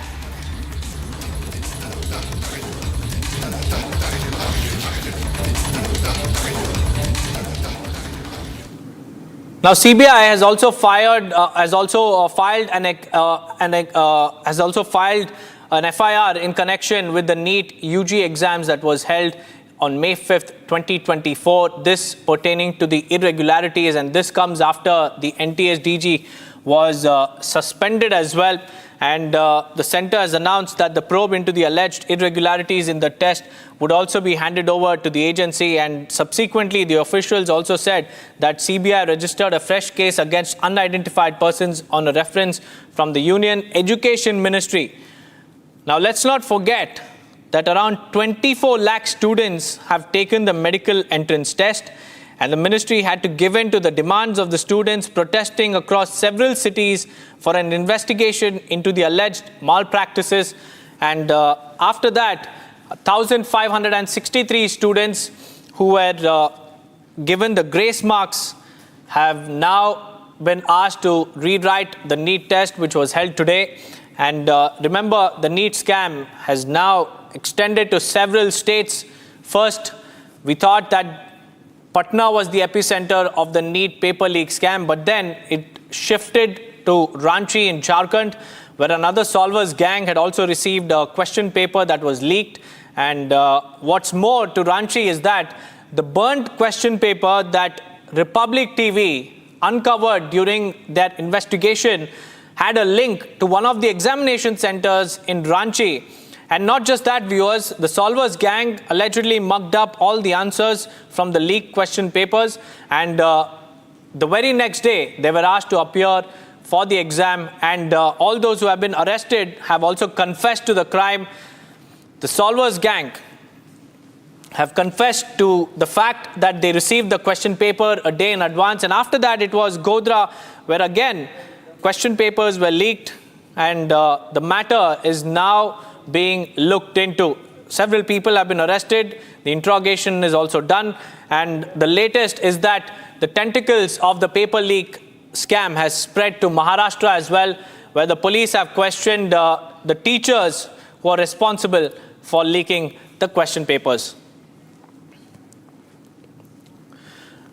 Now moving on, let's talk about Suraj Revanna, because he is the latest member of the Revanna family to be booked in the sexual assault case. The sexual assault case was booked after one of his own party members complained to the Hole Narsipura police about the alleged sexual assault by Suraj Revanna at a farmhouse. In fact, today Suraj Revanna was brought from Hassan to Bengaluru, and those are the visuals of Republic TV following the convoy of the CID team, which is bringing Suraj Revanna to the city. In fact, they've conducted medical examinations as well, and as far as the latest inputs are concerned, Suraj Revanna will be directly presented before the magistrate in Koramangala.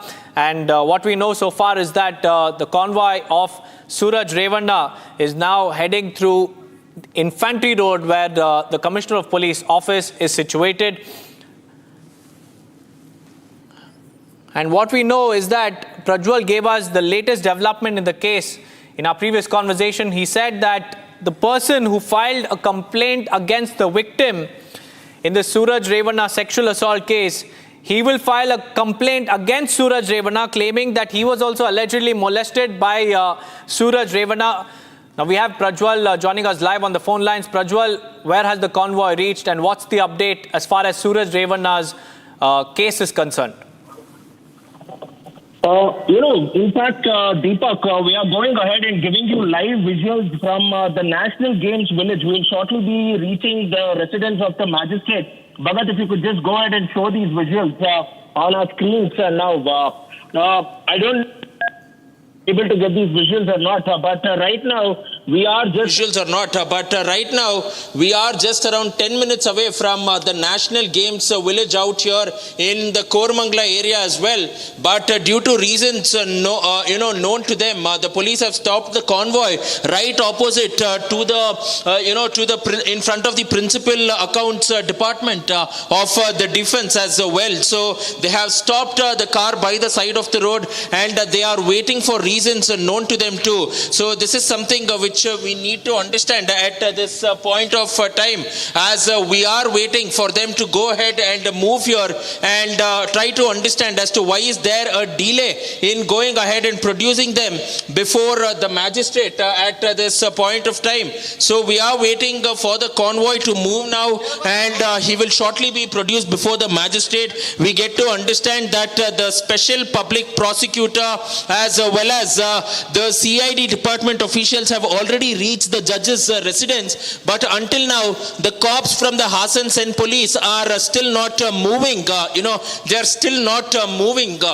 They're still not moving Suraj Revanna from here. So we need to wait in as to why Suraj Revanna has not been moved at this point of time, and for who are these officials waiting halfway, because it's only a matter of a few minutes, around 5 minutes before we go ahead and reach the residence of the judge, but the police have just stopped around 300 to 400 meters behind and are still waiting in front of the principal accounts office of the defense department. Right, Prajwal, as far as the latest developments are concerned, you even told us that a person named Shiva Kumar, who filed a complaint against the victim, is all set to file a complaint against Suraj Revanna tomorrow. What is that about? And if you could shed more light on that case as well.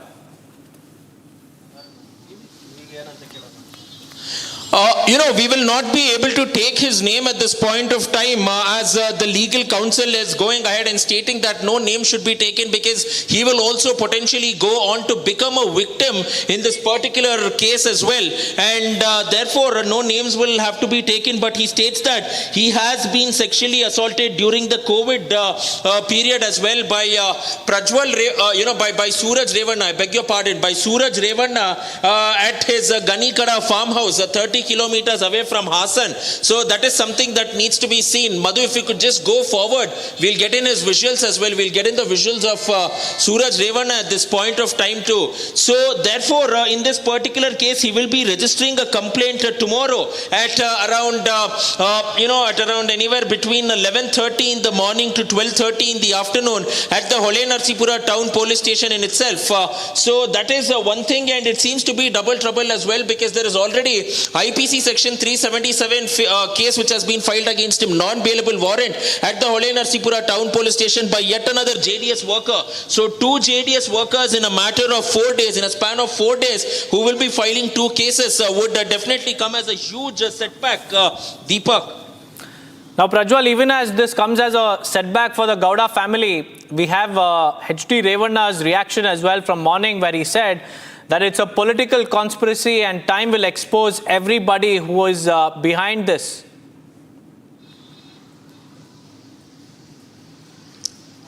Absolutely, because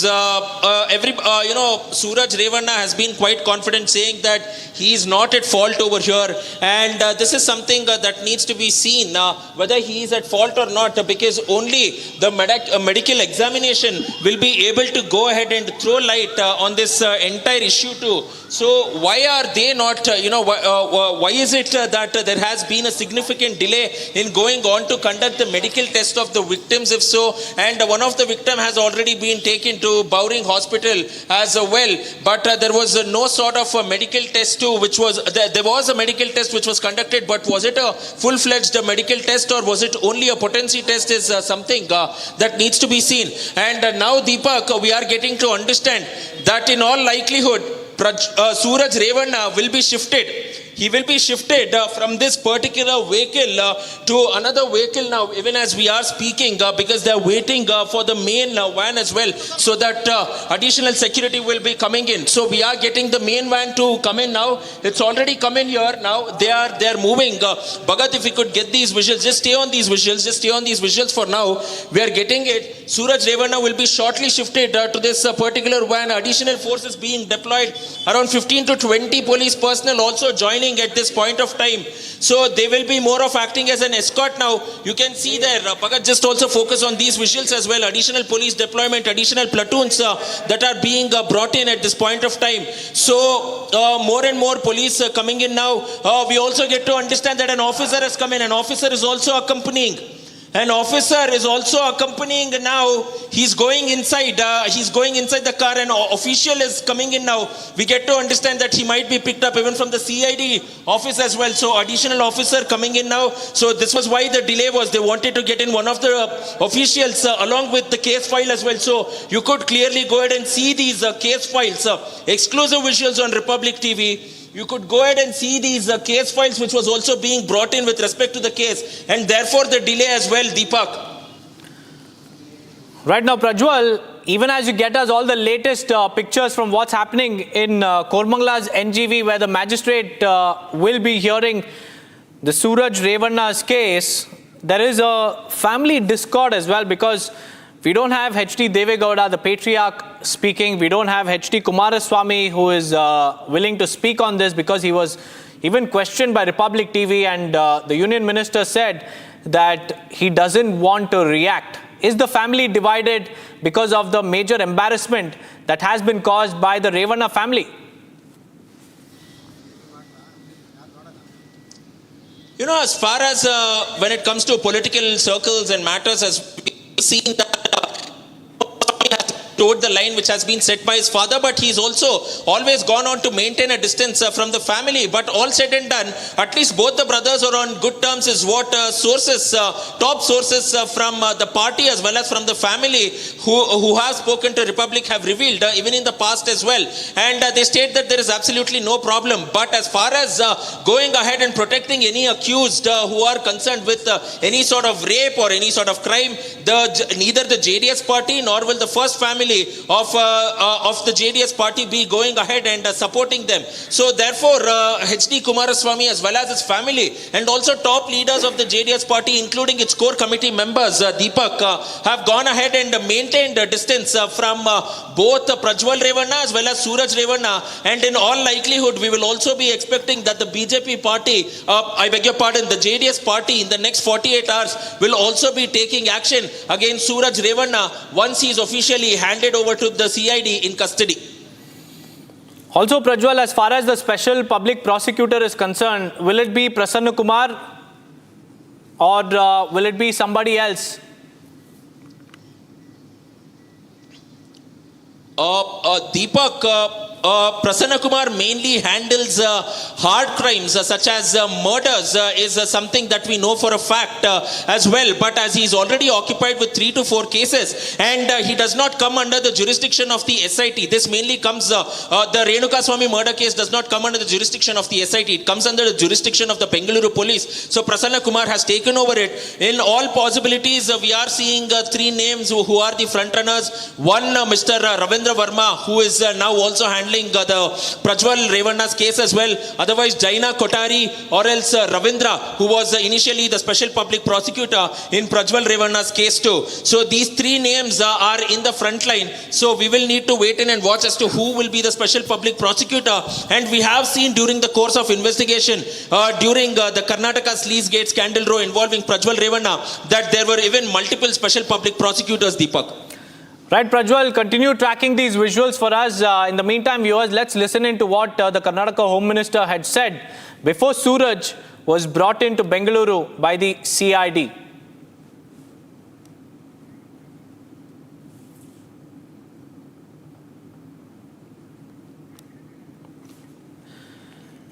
Well, viewers, the Karnataka Home Minister had said that the complaint was registered just yesterday and there is no political vendetta in this case, and soon after the complaint was registered, the matter was then handed over to the CID. Let's listen into that reaction.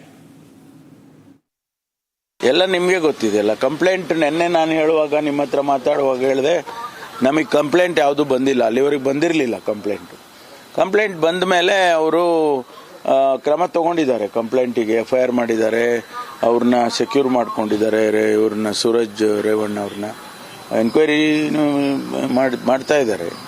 ಆಮೇಲೆ ಅದನ್ನು ಕೂಡ ಈಗ CIDಗೆ ಕೊಡ್ತಾ ಇದ್ದೀವಿ. ಯಾಕೆಂದರೆ ಎಲ್ಲ ಈಗ ಒಂದು ಸೀರೀಸ್ ಆಫ್ ಕೇಸಸ್ಸು ಈ ಥರದ್ದೆಲ್ಲ CIDಗೂ ಕೊಟ್ಟಿದ್ದೀವಿ, ಇದನ್ನು CID ಕೊಡ್ತೇವೆ. ಸೂರಜ್ ರೇವಣ್ಣ ಕೂಡ ರಿಟರ್ನ್ ಕಂಪ್ಲೇಂಟ್ ಕೊಟ್ಟಿದ್ದಾರೆ, ಅದಕ್ಕೂ ಏನು ಕ್ರಮ ತಗೋಬೇಕೋ ತಗೊಳ್ತಾರೆ. Has been arrested, sir. No, that issue. Why you ask me? Why you are asking me? That is not pertaining to me, or it is not necessary to react for all those things. Law is there. Law it will take its own course of action. Has been arrested, sir. No, that issue. Why you ask me? Why you are asking me? That is not pertaining to me, or it is not necessary to react for all those things. Law is there. Law it will take its own course of action. Well, that was former Chief Minister and Union Minister HD Kumaraswamy there distancing himself from Suraj Revanna's case, and he also said that law will take its own course and he doesn't want to react anything. These are signs that the JDS want to stay away from all these cases pertaining to the Revanna family, and we've seen similar stance taken by HD Kumaraswamy and Deve Gowda as well in the past when Prajwal Revanna's case also came to the fore.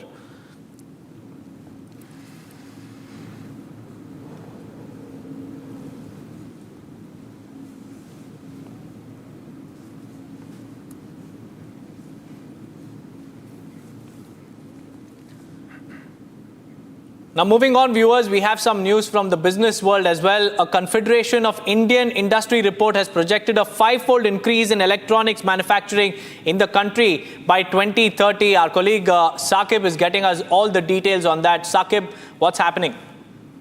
It's a double delight, Deepak. In the month of June, first, the May figures of the export merchandise that we had saw almost $4 billion increase. And now we have a CII, or the Confederation of Indian Industries report that's come out, which talks about electronics production. So it's raining electronics, from mobile phones to accessories to LEDs. It's electronics everywhere, left, right, and center. As far as the report goes, the report says that from just over $100 billion electronics production that the country saw in year 2023, guess what? The electronics production is going to go up to a whopping $500 billion in year 2030. Apart from that, the report also underlines the fact that the growth area in electronics will give a boost to key parts such as motherboards, lithium-ion batteries, camera modules, displays, which CIA has underlined as key components. Deepak, let me tell you an interesting fact. We have the maker of the iPhone, Apple, in India. Apple is gung-ho about India. So, with the fact that how much Apple exports from India and how much it's producing in India in terms of its iPhones and other gadgets and gizmos, the production outlook is quite bright. However, CII, the report that I'm talking about, CII in its report has clearly underlined that the government must give many more incentives for the electronics manufacturing industry. With that, it's back to you, Deepak. Right, Saqib, many thanks for joining us with all those details. Well, it is indeed a boost for the electronics manufacturing sector. Thank you, Saqib, for all those details. Let's shift our focus on what's happening in Italy, because 1,000 voices united to protest against the abortion as well as euthanasia laws. Here's a ground report. La società e le leggi dovrebbero essere fatte per promuovere la qualità della vita. E anche una mamma, una ragazza che ha difficoltà, se viene aiutata, ha voglia di vivere e di dare la vita.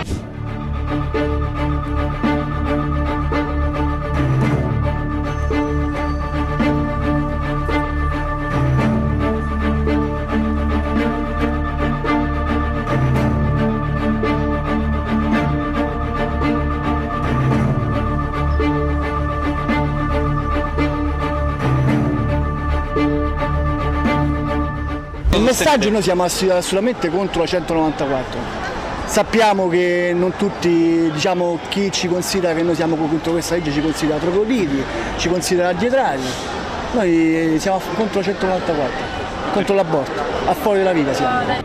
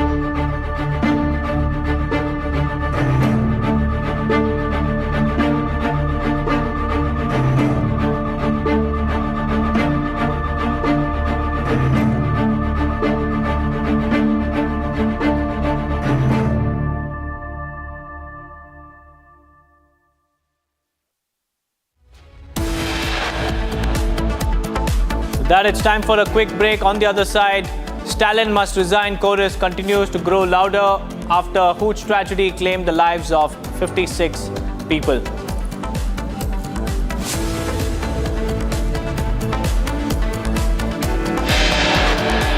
Along with that, we'll get you all the minute-to-minute details of what's happening in the Suraj Revanna case. In just a few moments from now, he will be produced before the magistrate. We'll get you all the details after a quick break. Don't go anywhere. American Pistachio presents Cracking News of the Hour.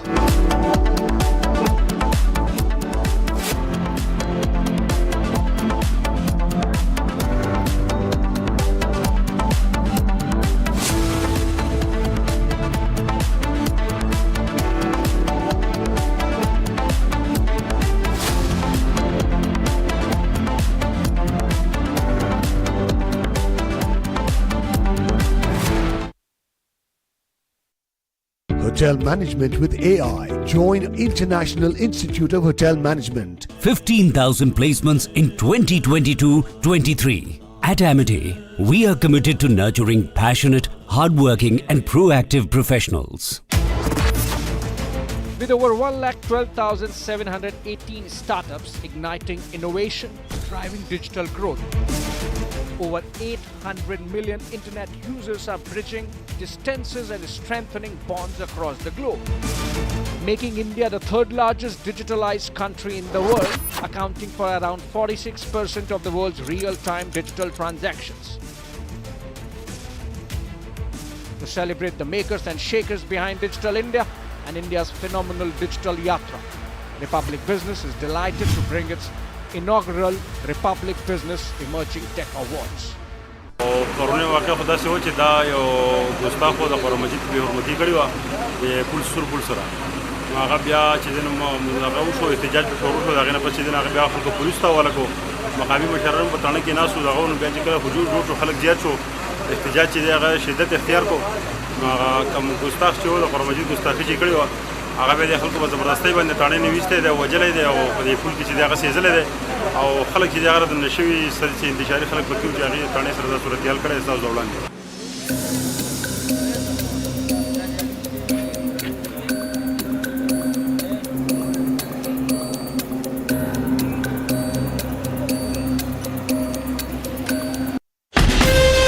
From Asia's largest news headquarters, setting the agenda for Bharat.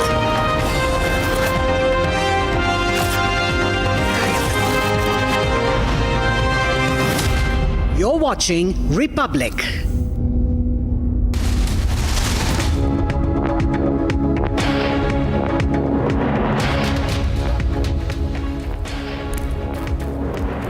Good evening and welcome friends to this Sunday edition of 8 p.m. Live and Breaking, in which we are going to bring to you all that has happened through the day across the country and around you.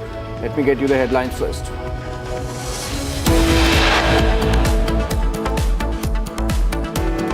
CBI registers FIR in connection with alleged irregularities in the NEET undergraduate scam. Sources say CBI likely to take over cases of paper leak registered in other states as well.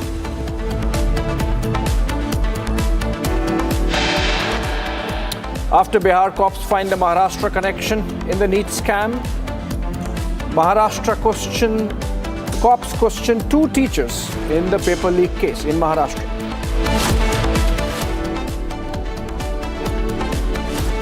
We want a CBI investigation so that the truth comes out in open. And yes, we want the resignation of Sri Muthuswamy ji. BJP upstart demands Stalin's resignation as death toll rises to 56 in Tamil Nadu's Kallakurichi Hooch tragedy. Suraj Revanna's brother Suraj Revanna arrested for sexual assault of party worker. Case transferred to the CID.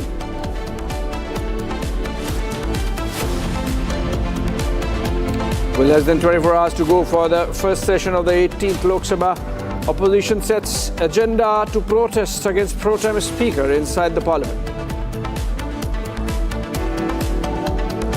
And the TDP versus YSRCP fight intensifies as the former releases fresh videos of illegal party offices claims they are constructed by YSRC.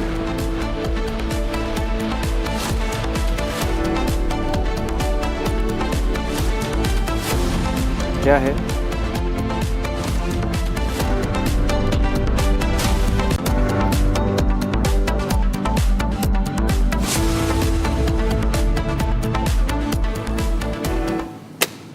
Well, let's begin the bulletin with breaking news development coming in from Bengaluru, where Suraj Revanna, brother of Prajwal Revanna, also facing sexual assault charges, is being produced before a magistrate's court, and the case has been transferred to the CID. Suraj Revanna, remember, was arrested early in the morning after one of the party workers, a male identified as male in early 30s, made a charge of Suraj Revanna forcing an unnatural sex act on him in the month of April. And now, after the arrest in Hassan, Suraj Revanna has been brought to Bengaluru and is being produced in the court. These are live pictures coming in from the magistrate's residence, in fact. This is not court, but magistrate's residence, this being Sunday. And live pictures coming in of Suraj Revanna's production before a magistrate, following which he might be given in to police custody. Let's get Prajwal on the phone. He's been bringing us these pictures since morning. He has been closely tracking the developments. Prajwal, like his brother, Suraj Revanna also finds himself in a sex assault complaint case. What are the facts of the case, Prajwal? And by when you think this procedure of producing before the court could be over, or magistrate could be over, and is the police seeking his remand? You know, another half an hour to 45 minutes, it will be out as well, Abhishek. And before delving into the finer details of the case, we are right outside the National Games village in Koramangala, right in front of the judge's residence as well. And just going ahead and zooming into that room, you can clearly go on to see that there is Suraj Revanna, who is still present inside, and he's making sure that all the mandatory, all the formalities will be completed. So this is my video journalist Bhagat going ahead and trying to get you a closer angle of Suraj Revanna seated there as well. And we're also seeing that there are some lawyers who are already present, and it is J. Arun who will be the legal counsel for Suraj Revanna, who will be appearing for him in front of the 42nd ACMM court, which is for the Special People's Court representatives as well. And the judge will be coming in shortly, and all the due proceedings will finally be over in a matter of around 15 to 20 minutes is what we get to understand at this point of time. And after which we will get to know whether he will be sent to a judicial custody or whether he will be taken by the CID as well. Because even if you see, even in the previous case of kidnapping and sexual assault, especially concerning HD Revanna, we saw that the CID, despite producing him before the magistrate at his residence, they were given 4 days of custody. So in all likelihood, the CID is also expecting that it will be on the same lines, that custody of Suraj Revanna will also be given in. And not only that, delving into the finer aspects of this particular case, timeline between what happened on 12th of June till the 18th of June is something which holds key to this entire case as well. And on the 28th of April in 2024, after 2 days after the Lok Sabha elections for the first phase in the state of Karnataka was held, there was a sort of friendship which was established between Suraj Revanna and the victim in question, and he was a JDS worker from Arkalgud. And later he contacted Suraj Revanna on the 14th of June, after which Suraj Revanna asked him to appear at the Gannikada farmhouse in Hassan on the 16th of June, which the victim had done so, at which point of time this alleged sexual harassment has taken place. And then he's gone to the Hole Narsipura town police to go on and register a case on the 18th of June. June, but then the case was not taken. After which, on the 21st of June, the victim had gone on to approach, the IG DGP of Karnataka, Mr. Alok Mohan, and on his instructions, finally, the cops were forced to go on and file a complaint on the 22nd of June, which was yesterday, and the arrest was shown today earlier in the wee hours of the morning, Abhishek. Prajwal, you think this is going to have consequences on the Gowda family, because Deve Gowda family, we have seen Prajwal Revanna now in custody, we are seeing Suraj now. Before that there were issues about Bhavani Revanna. What are going to be the political consequences of all these cases of sexual assault coming in onto Prajwal and Suraj?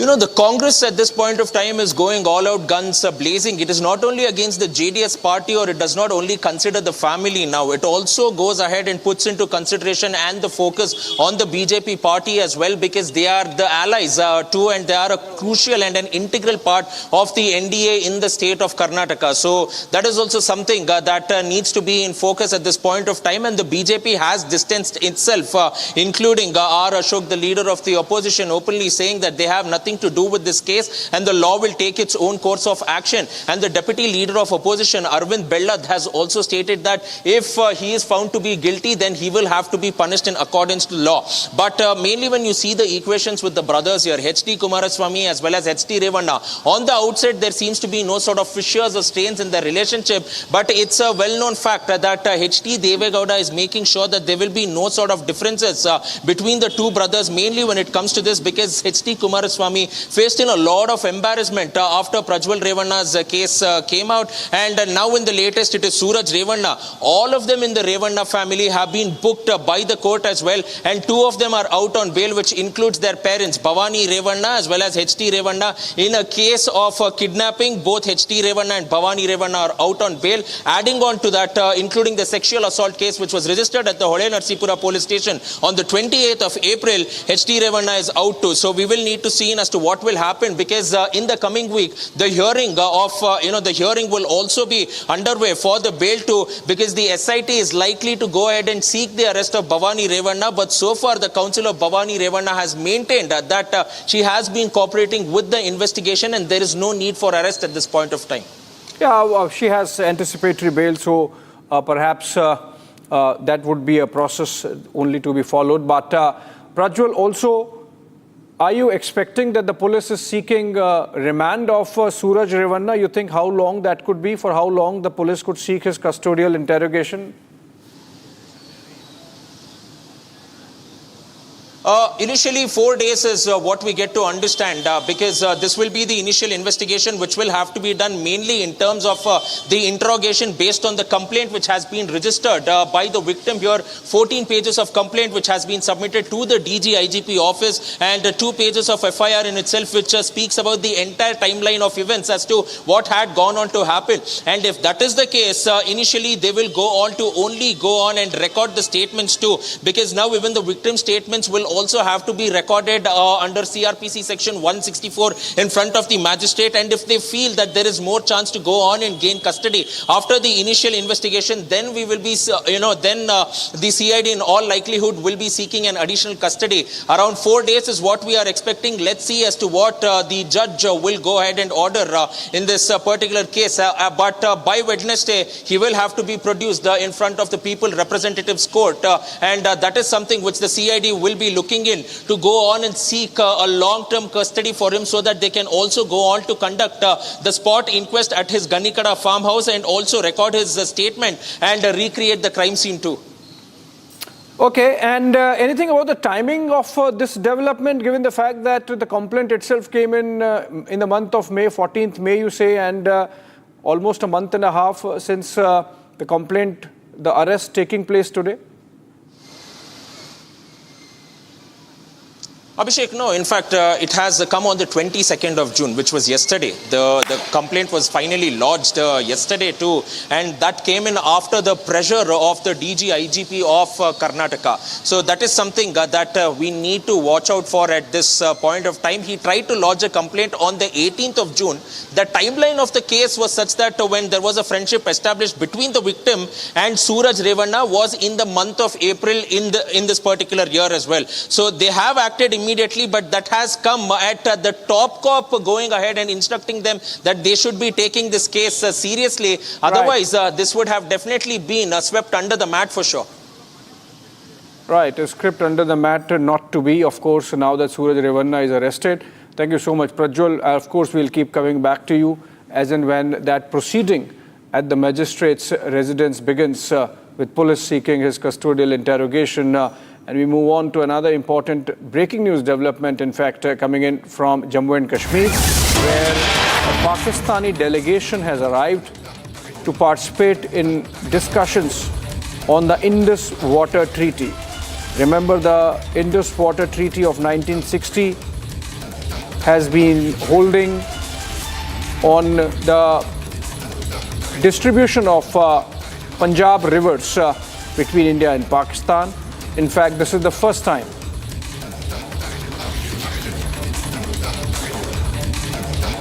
in fact, we have another breaking news development coming in from Chhattisgarh. In fact, we'll go to the Pakistan, Jammu and Kashmir story later.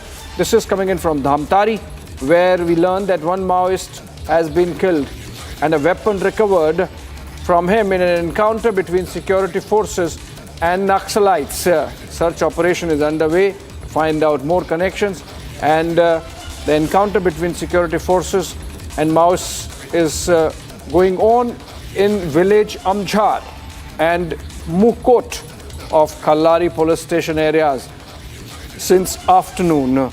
It's possible that many of those Maoists are trapped at the encounter site and possibly some injured. Let's listen to some of those sound bites coming in with information on the ongoing encounter.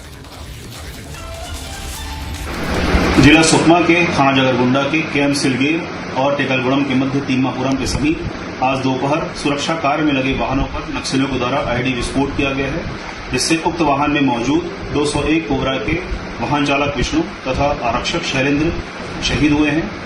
घटना की जानकारी मिलते ही तत्काल वहां पर CRPF व cobra व police की टीम पहुंच चुकी है। सभी दोनों ही शहीद जवानों के शव सुरक्षित वहां से निकाले गए हैं तथा मौके पर सर्चिंग जारी है। आज 2 जवान शहीद हुए हैं, जिसमें एक ड्राइवर है, एक जवान है, और ये नक्सलियों का कायराना हरकत है, इसकी निंदा करते हैं और दोनों मृतकों को नमन करते हैं, उनके शहादत को नमन करते हैं, उनको श्रद्धांजलि अर्पित करते हैं और उनका शहादत व्यर्थ नहीं जाएगा। सर, करीब में भी मुठभेड़ की खबर आ रही है। Okay, now moving on to the Indus Water Treaty and the dialogue between India and Pakistan. A Pakistani delegation has arrived, a 5-member delegation from Pakistan to Jammu, where this dialogue would take place as part of the Indus Water Treaty mechanism in the presence of World Bank officials. This is a mechanism which is part of the treaty, which has been in place since 1960. In fact, this is the first visit of a Pakistani delegation on the Indus Water Treaty after the abrogation of Article 370 in Jammu and Kashmir. And it's important that while Pakistan protested for water, they are coming in to the Jammu and Kashmir, which does not have Article 370 or special status. In fact, Gursimran joining us live on this development. Gursimran, only last year Pakistan had gone to the International Court of Arbitration against India's position on some projects which Pakistan thought impinged on the Indus Water Treaty water distribution. What, according to you, is going to be the dialogue taking place when this delegation meets Indian officials tomorrow?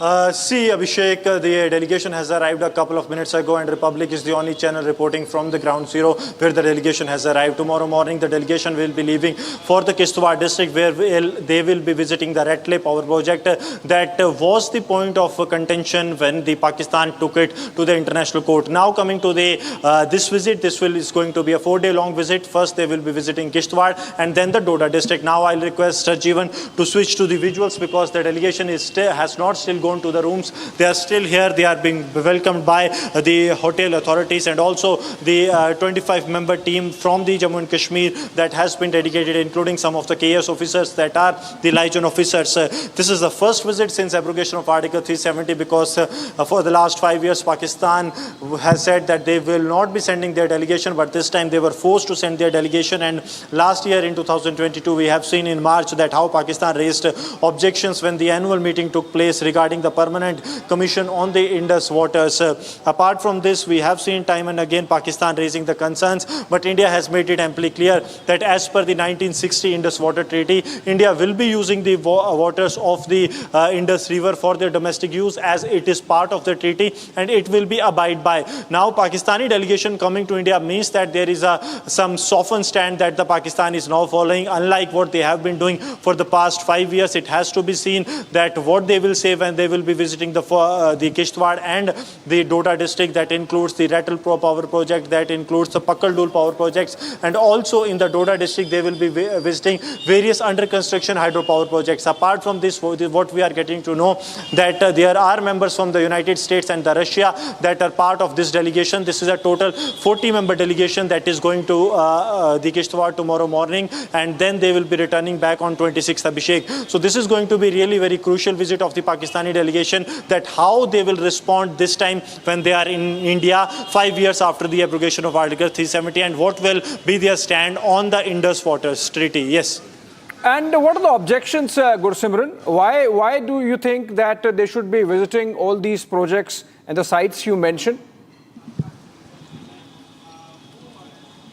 See, Abhishek, this is part of the Indus Water Treaty that neutral delegations will be visiting the places, be it the Indian delegations to the Pakistan or the Pakistani delegations to the India. But what Pakistan has done in March 2022, that they raised the objection. They said that there needs to be commission on the Indus, on the regularization of the Indus waters. That is to which India has made it amply clear that India is using the Indus water as per the agreement that was reached upon in 1960, because it is not that all the water of the Indus River will go directly to the Pakistan, but as part of the treaty, it can be used by the India for their domestic purpose, not for the commercial purpose. So that is what India's stand has been, and now the neutral delegation has come that includes the member from the United States as well as the Russia that are still inside right now where we are reporting from, and they will be heading towards the Kishtwar tomorrow morning, Abhishek.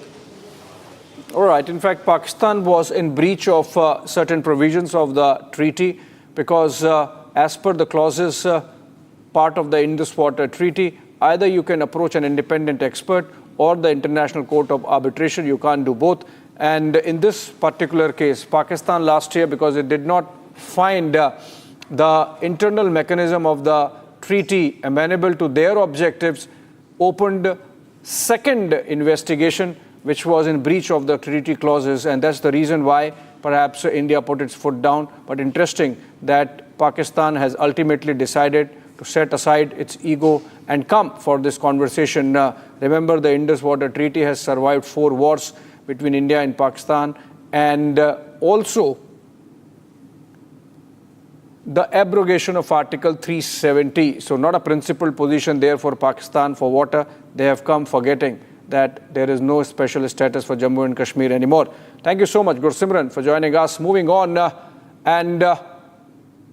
more than 1,000 people died during Hajj pilgrimage this year in Mecca, Saudi Arabia, as the faithful faced extreme high temperatures at the holy sites in the desert kingdom.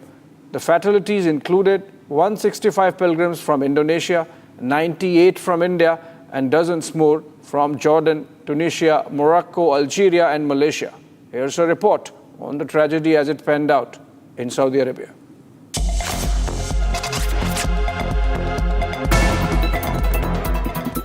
More than 1,000 Hajj pilgrims have succumbed to to the fatal heatwave condition in the desert kingdom of Saudi Arabia this year. Reports state that the maximum number of pilgrims spent over 12 hours under the sun every day. The shocking figure is a cause of concern. However, Saudi administration has not broken its silence on the deaths.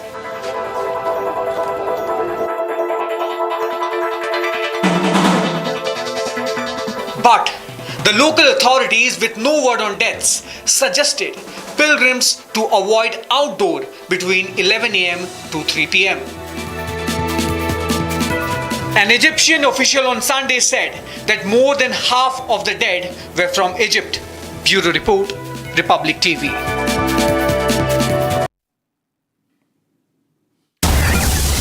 Moving on to a breaking news development in connection with the Suraj Revanna production before the magistrates court, and we are hearing that he has been sent in for judicial custody, is it?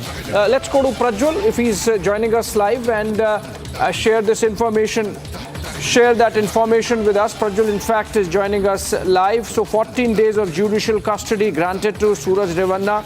The court obviously not agreeing to police request for a custodial interrogation. Let's go to Prajwal.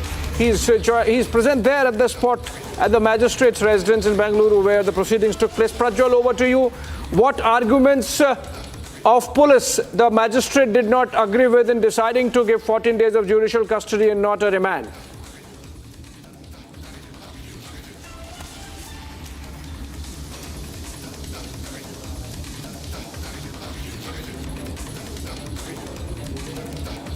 Okay, I'm told Prajwal's line got disconnected, but remember Suraj Revanna, who was arrested in the morning, was produced before a magistrate's court just a while back, and now we are hearing that he has been sent in to judicial custody, to jail, and not being given for police remand. Prajwal, I'm told, is back again. Prajwal, over to you. The police did not seek remand, or was it that they sought a remand, but the court did not agree with it?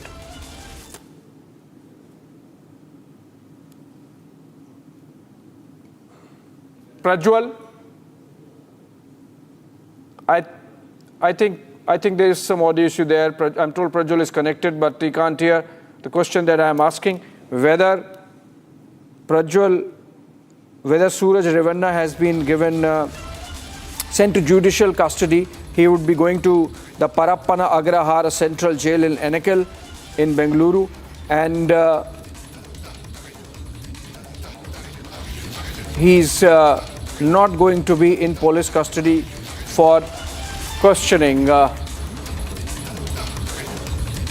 14 days of judicial custody for Suraj Revanna, brother of Prajwal Revanna, son of H.D. Revanna, and grandson of H.D. Deve Gowda.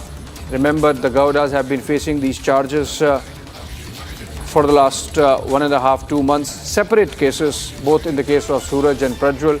And while Prajwal continues to remain in judicial custody, you now have specific allegations being made by one of the JDS workers that Suraj Revanna carried out an act of unnatural sex on him in the month of May, or in the month of April, on the pretext of having a meeting, party work-related meeting at his farmhouse. And the complaint, in fact, was made in the month of May by the victim and before the Director General of Police of Karnataka, subsequent to which some preliminary investigation took place. And early in the morning today, Suraj Revanna was arrested from Hassan, the home district of the Gowdas, and was brought to Bengaluru, where he was produced before a magistrate's court. And Prajwal, I'm told, is back on the phone with us. Prajwal Prasad, our correspondent in Bengaluru, he's back on the phone with us. Prajwal, did the police seek his custodial interrogation? And if yes, why did the court not agree and sent Suraj Revanna to jail for judicial custody? First and foremost, Suraj Revanna being sent to 14 days judicial custody now by the 42nd ACMM court as well. And all said and done now, Abhishek, that has been done so, keeping in perspective that the case is still technically with the Hassan Sen police.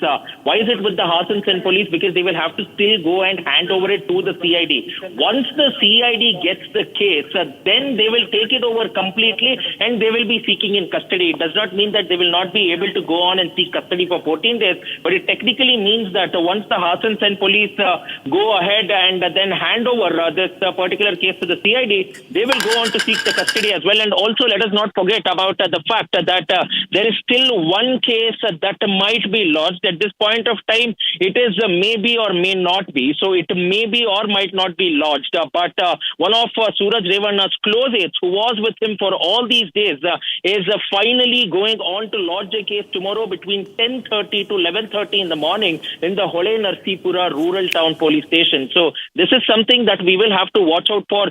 So maybe the CID will take charge of both the cases. They will accumulate more evidences. They will record the statements of the victims in front of the magistrate under CRPC 164, and then they will have more grounds to go on and seek his custody altogether. So that is something which we will need to watch out for, as the CID will be taking his custody officially from tomorrow. The case will be taken by the CID technically from tomorrow, and after which the investigations will definitely be fast-paced in this particular case, Abhishek. Prajwal, are you suggesting that once the case is formally handed over to the CID, which is a different agency than the Hassan police, which registered the case in the first instance, might seek his custodial interrogation, for which Suraj Revanna might be produced again before a magistrate?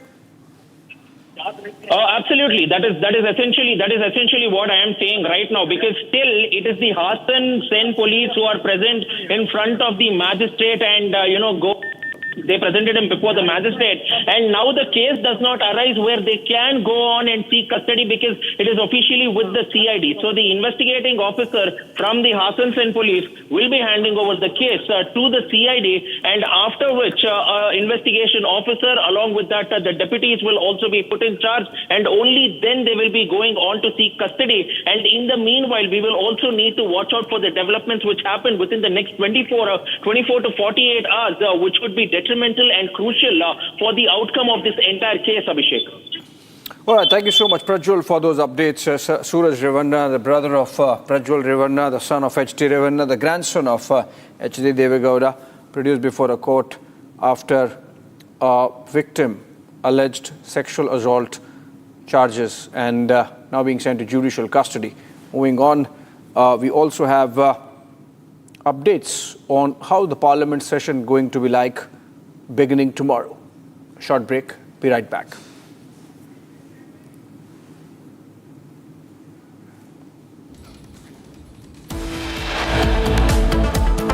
कर दिया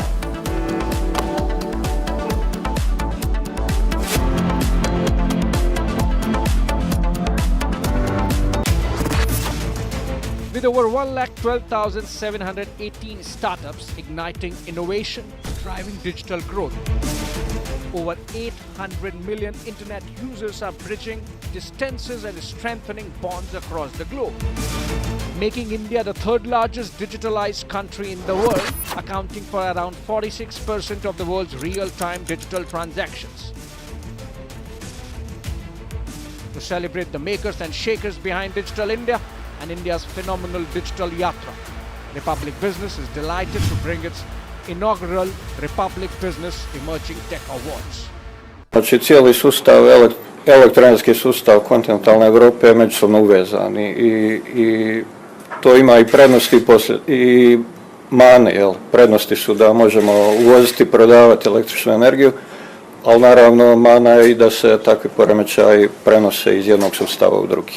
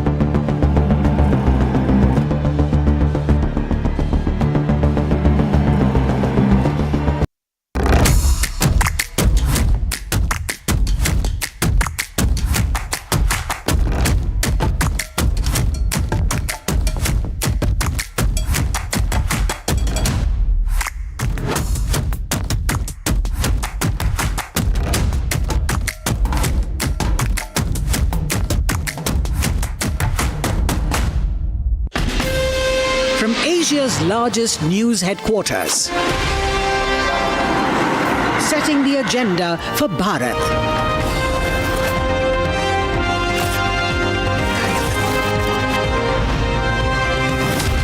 You're watching Republic.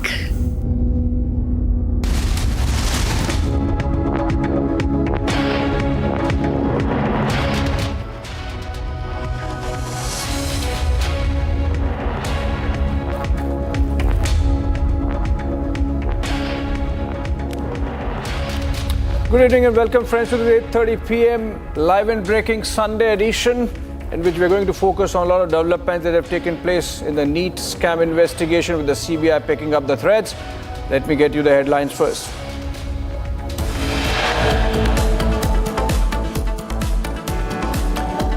CBI registers FIR in connection with alleged irregularities in the NEET UG scam. Sources say the agency likely to take over the cases of paper leak registered in other states as well.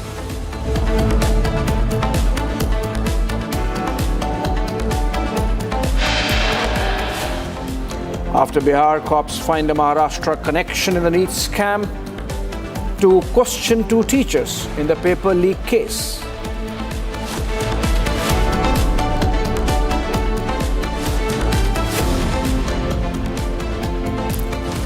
We want a CBI investigation so that the truth comes out in open. And yes, we want the resignation of Sri Muthuswamy ji. Death toll rises to 56 in the Hoosh tragedy in Tamil Nadu's Kallikuruchi. BJP demands Stalin's resignation.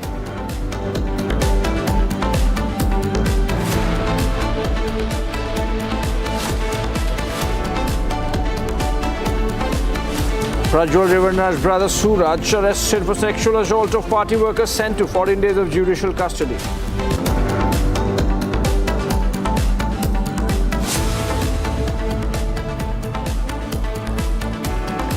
With less than 24 hours to go for the first session of the 18th Lok Sabha, opposition sets its agenda to protest against pro-tem speaker inside Parliament.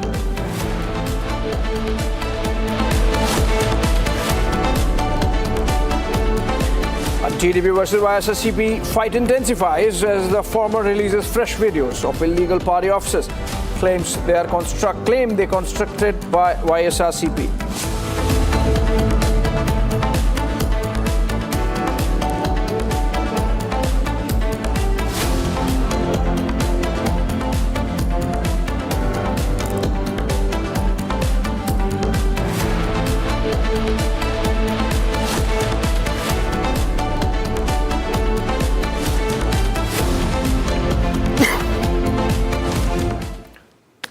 All right, as student rage continues over the NEET scam and its consequences for the future of millions of students across the country, investigation has picked up pace. In fact, the government has galvanized into action, even sacking the National Testing Agency DG.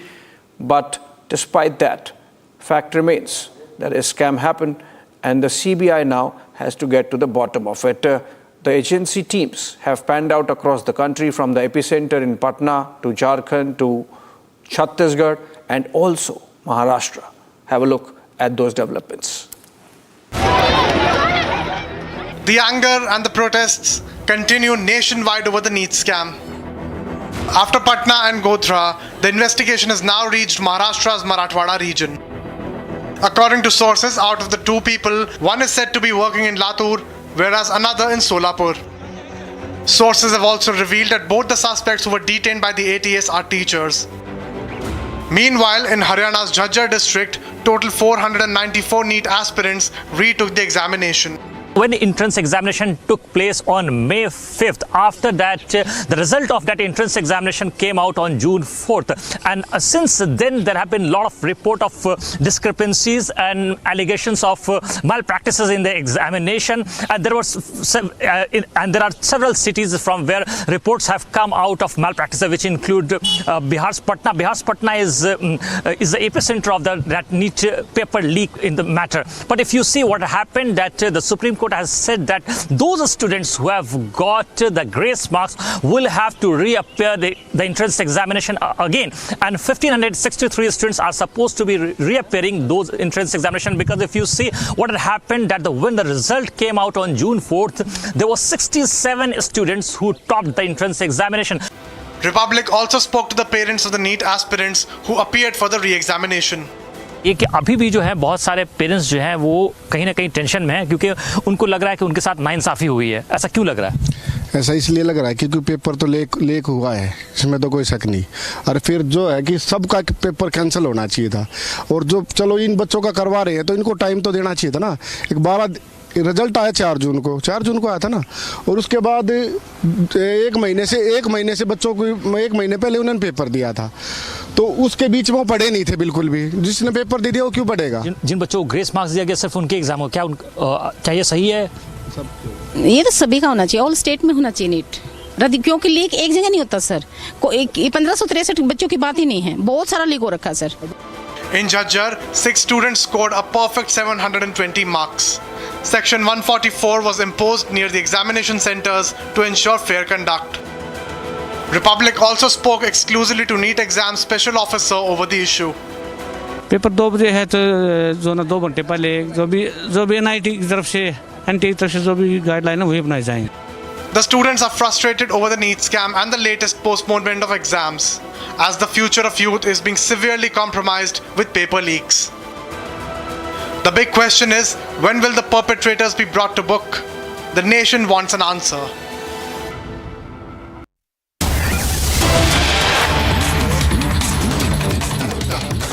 Alright, staying with the NEET scam and the breaking news development coming in from Bihar, Nevada, where UGC NEET paper leak case happened and the CBI team seems to have been attacked there.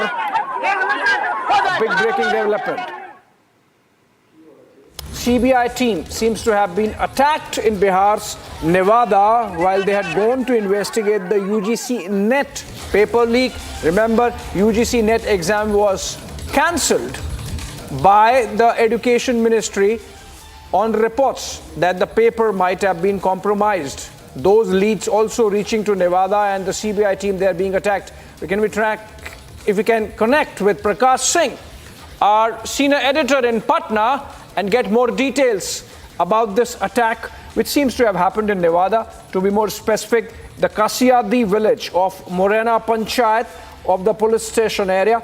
And the information was that some people attacked the CBI and the police team that was there to inquire and investigate the paper leak, the UGC NET paper leak. Now, during this, the driver of the CBI team was badly beaten up, and the team has registered an FIR in the Rajouri police station regarding the case. This seems to have happened in the afternoon, and you can see an altercation taking place between the investigators and the villagers. The villagers seem to be hiding somebody or wanting that the raids not be carried out, the investigation not be carried out, and that's why this altercation, it seems that it went out of hand also because the FIR registered by the CBI team says that their driver was badly beaten up. These pictures coming in from Bihar's Nevada, and where an altercation took place between the cops and the villagers, and the cops were part of the team which also had CBI members. Okay, I'm told Prakash Singh has joined us over the phone. And Prakash, what exactly is this development? Did the CBI team actually get attacked, and why so? Well, Abhishek, the CBI team had reached Nevada as a part of the investigative team to investigate the UGC NET exam, not the NEET exam paper, but the leak in the UGC NET exam. And there, when they reached the village, one specific village searching for one of the accused. The village is called Kasiya Tinggaon village, and in the nearby of Rajouri area. And then the villagers thought that they are fake CBI officers, and they started assaulting them and started pelting stones on them. And meanwhile, the local inspector was informed, and thereafter he rushed with his team of officers and got hold of the people, and they told them that they are original CBI officers, and thereafter 4 people were arrested from the spot, and FIR was registered against 8 people, and mobile phone and videographic evidence were also done from the incident. So the villagers misconstrued them as fake CBI officers, as it happens today in most of the cases that people reach out to different places on phone calls, citing themselves as CBI officers or income tax officials, and on that basis they were attacked. But later on, the situation was salvaged with the help of the local police, and 4 people were arrested on the spot. Right. Thank you so much, Prakash, for those details. CBI team getting attacked. Obviously, it's getting bigger. This was in the case of UGC net paper leak, because of which the exam had to be cancelled by the Education Ministry. Now, moving on, days after former Haryana Congress leader Kiran Chaudhary and her daughter Shruti Chaudhary, former MPs, both jumped the ship and joined the BJP. Congress MP from Hisar, Jai Prakash, has made controversial remarks against the senior leader. Here's a report.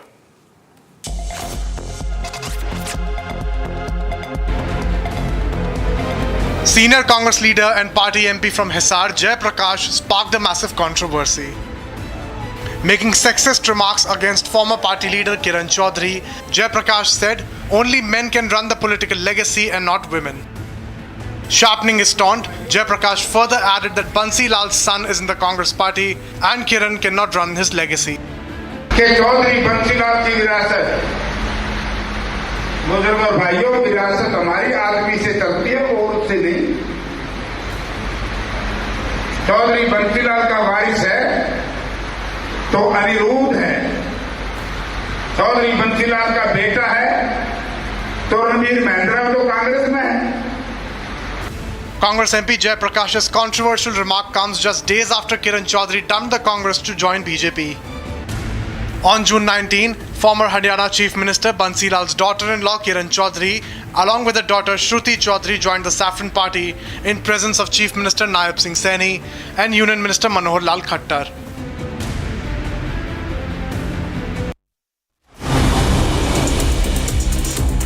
All right, let's look at stories from across the country. In Bharat, in 5 minutes, a total of 84 students have been debarred from future exams due to the NEET scandal. 17 from Patna and 67 across India, including 30 from Godhra in Gujarat. The issue has affected 4,500 coaching centers nationwide, though it is considered a local level fiasco. Notices were issued to students from 12-14 out of 70 centers in Patna. A new NTA chairman has taken office and will soon announce new dates for the cancelled exams.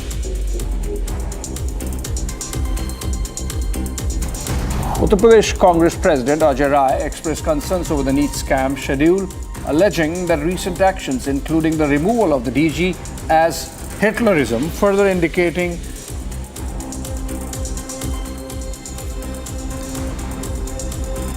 मैं समझता हूं कि ये पूरे देश के भविष्य का प्रश्न है। हिंदुस्तान का भविष्य अंधकार कर दिया इन्होंने, और पूरी की पूरी ये मिली भगत है।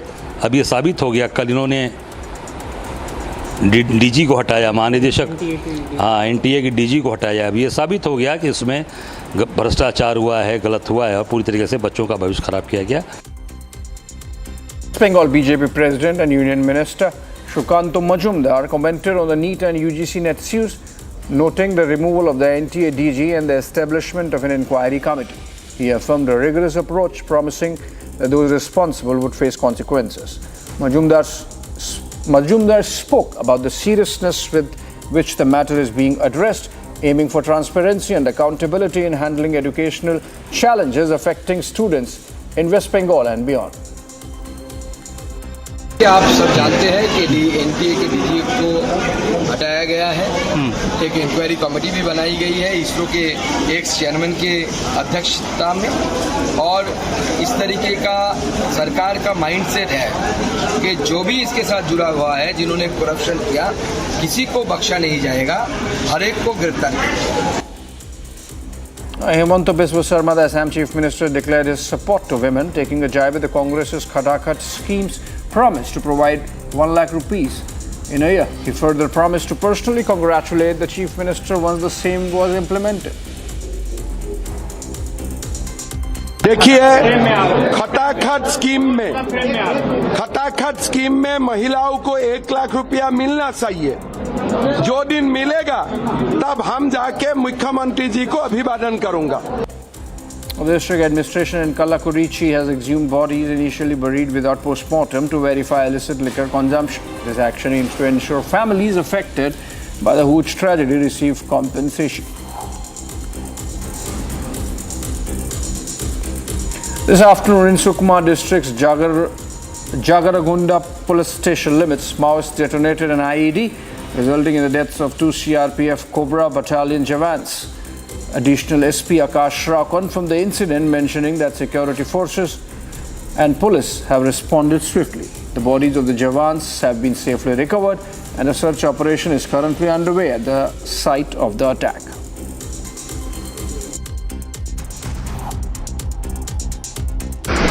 जिला सुकमा के थाना जगरगुंडा के केएम सिलगेर और टेकलगुड़म के मध्य तीमापुरम के समीप आज दोपहर सुरक्षा कार्य में लगे वाहनों पर नक्सलियों के द्वारा आईडी विस्फोट किया गया है, जिससे उक्त वाहन में मौजूद 201 कोबरा के वाहन चालक विष्णु तथा आरक्षक शैलेंद्र शहीद हुए हैं। घटना की जानकारी मिलते ही तत्काल वहां पर सीआरपीएफ व कोबरा व बिहार पुलिस की टीम पहुंच चुकी है। सभी दोनों ही Nara Lokesh criticized former Andhra Pradesh Chief Minister Jagan Reddy, questioning if the estate belonged to his grandfather. Lokesh accused Jagan of allocating over 42 acres across 26 districts to the YSRCP for a nominal lease, using rupees 500 crore allegedly stolen from the people to build luxurious palaces. He argued that this land and money could instead benefit 4,200 poor families with plots and 25,000 people with homes.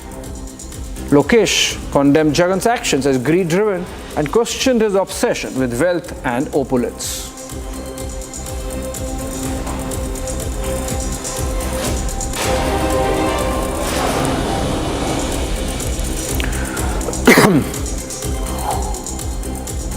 Right after poll-related violence, now tensions grip Bengal's Howrah district over government land encroachment. Central forces get deployed in the area to curb the tensions.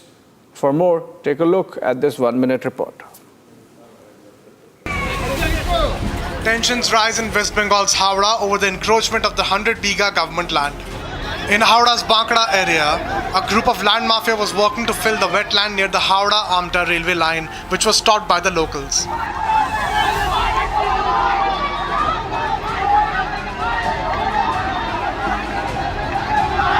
Few days later, the filling activities started again by the land mafia, which led to the clashes between groups. The tensions escalated, resulting in the deployment of the central forces in the area. In Howrah-Bankda region, there was tension regarding a wetland that was allegedly being filled by the land mafia in that particular area. Now, the allegation is this particular wetland, which belonged to the government, was being filled illegally by land mafia. The locals protested against the whole process and it was stopped. But however, again the land mafia started filling illegally the wetlands, which provoked the locals to protest against. When the protest started, there was a clash between the people, local people and the men of these land mafia allegedly, and there was tension in that whole area, after which central forces had to be brought in, and apart from central forces, also forces from Domjur police station had to be brought in to bring the situation under control. The locals want the mafia and their men to be arrested as soon as possible so that the wetlands can be saved. The incident comes just days after the ruling TMC's internal clashes surfaced in West Bengal's Birbhum district. The clashes, political violence, and incidents of public order disruption have become the new normal in Mamata Banerjee's West Bengal. The big question is, when will this stop? Or will it ever stop in Bengal?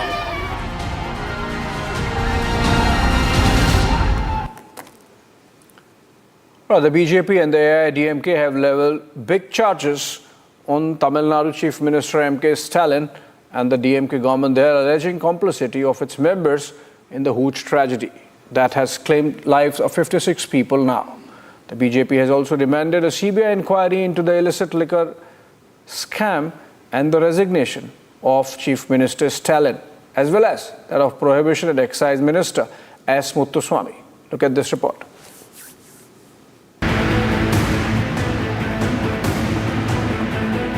The death toll in the Hooch tragedy of Tamil Nadu's Kallakuruchi has mounted to 56. Several others are still receiving treatment.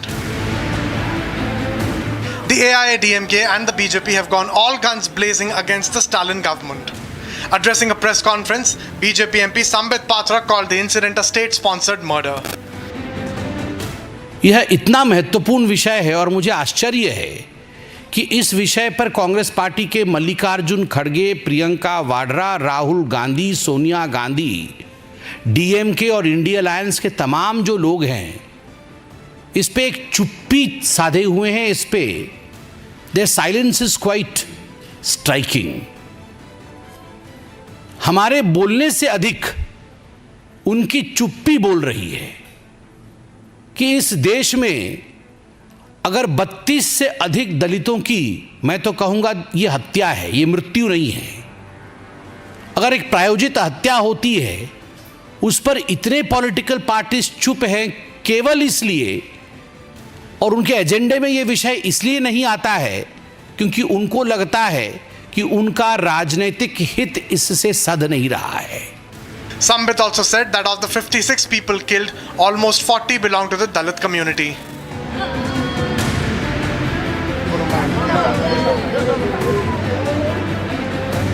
The BJP has accused the DMK for being complicit in the Hooch tragedy and demanded a CBI inquiry. Karunapuram गांव जो एक विशेषतः अगर कहा जाए तो schedule caste बाहुल्य गांव है. दलितों का बाहुल्यता उस ग्राम में अधिक है और वहाँ जिस प्रकार से ये हूच ट्रेजेडी हुई है, अवैध शराब से 50 से अधिक, जब मैं ये प्रेस कॉन्फ्रेंस करने आया और फिगर्स चेक कर रहा था तब मृतकों की संख्या 56 थी. More than 56 people have died and many of them are critical still. लगभग 200 लोग अस्पताल में भर्ती हैं.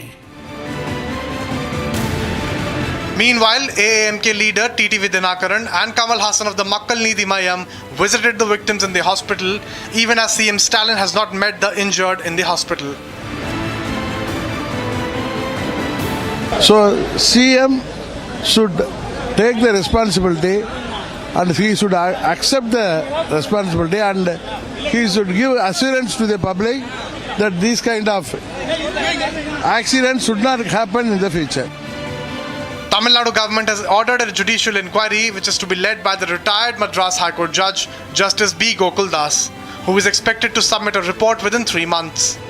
The CBCID of Tamil Nadu Police, entrusted with investigating the tragedy, has initiated a probe under SP Shantaram. So far, 7 people have been arrested in the Hooch tragedy case.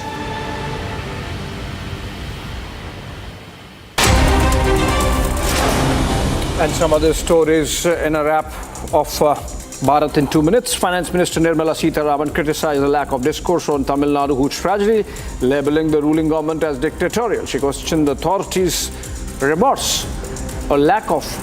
She questioned the authorities' lack of remorse for the deaths, highlighting that most victims were Dalits and from the SC/ST communities. Sitharaman called out Rahul Gandhi and the Congress for their silence, demanding a CBI investigation for transparency and justice.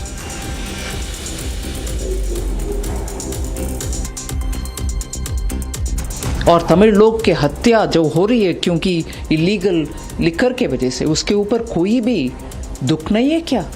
क्यों Congress president आज तक उस विषय में, और जबकि ये लोग ज़्यादातर लोग जो इसमें मर गए हैं वो शेड्यूल कास्ट लोग हैं, दलित हैं, क्यों कांग्रेस प्रेसिडेंट का मन में दुख नहीं लग रहा?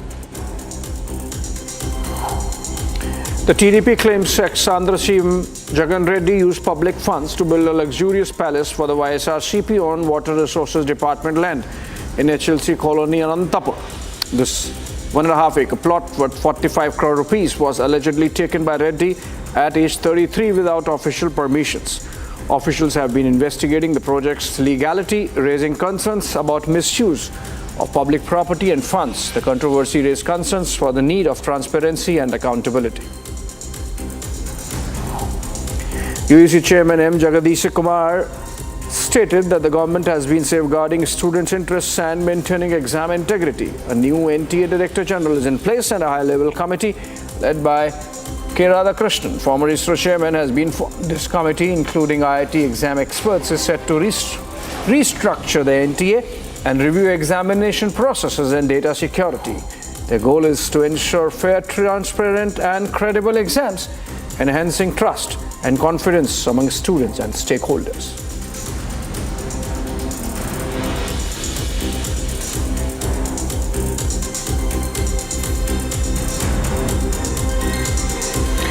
J&K DGP R.R. Swain stated that the internet being increasingly used to sustain terrorism and separatism in the region is becoming a big problem. He emphasized the truth of this claim, noting that cybercrime has been expensive and can facilitate various conventional crimes, which seems to be happening.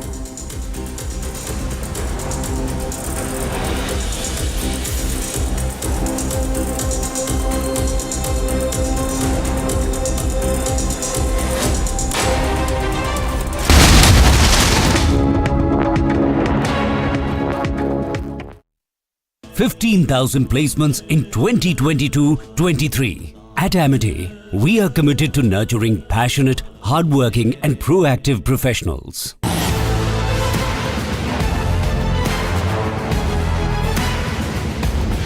Get ready to witness the best technology extravaganza of the year.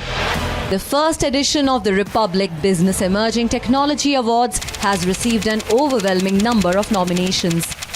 Dominating the categories are AI and robotics, healthcare, edutech, fintech, banking and finance, and martech. Groundbreaking innovations and revolutionary ideas from the largest digitalized economy in the world. Join us as we celebrate India's incredible digital growth story.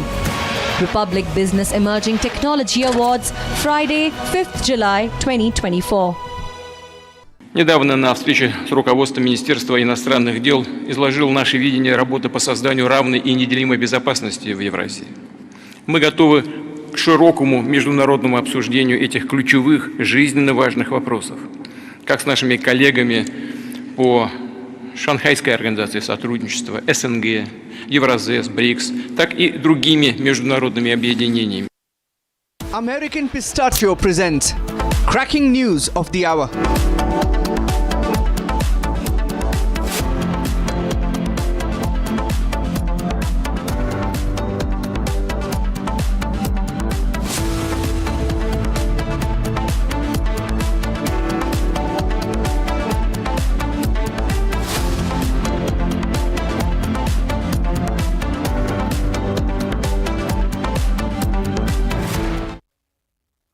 Loan मिलेगा या नहीं ये आपके credit score पे depend करता है। तो आज ही पैसाबाजार.com पर जाइए और अपना क्रेडिट स्कोर चेक कीजिए फ्री में, क्योंकि लोन की जरूरत कभी भी किसी को भी पड़ सकती है।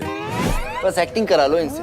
पैसाबाजार.com, क्रेडिट स्कोर चेक, आदत अच्छी है। Hotel Management with AI. Join International Institute of Hotel Management.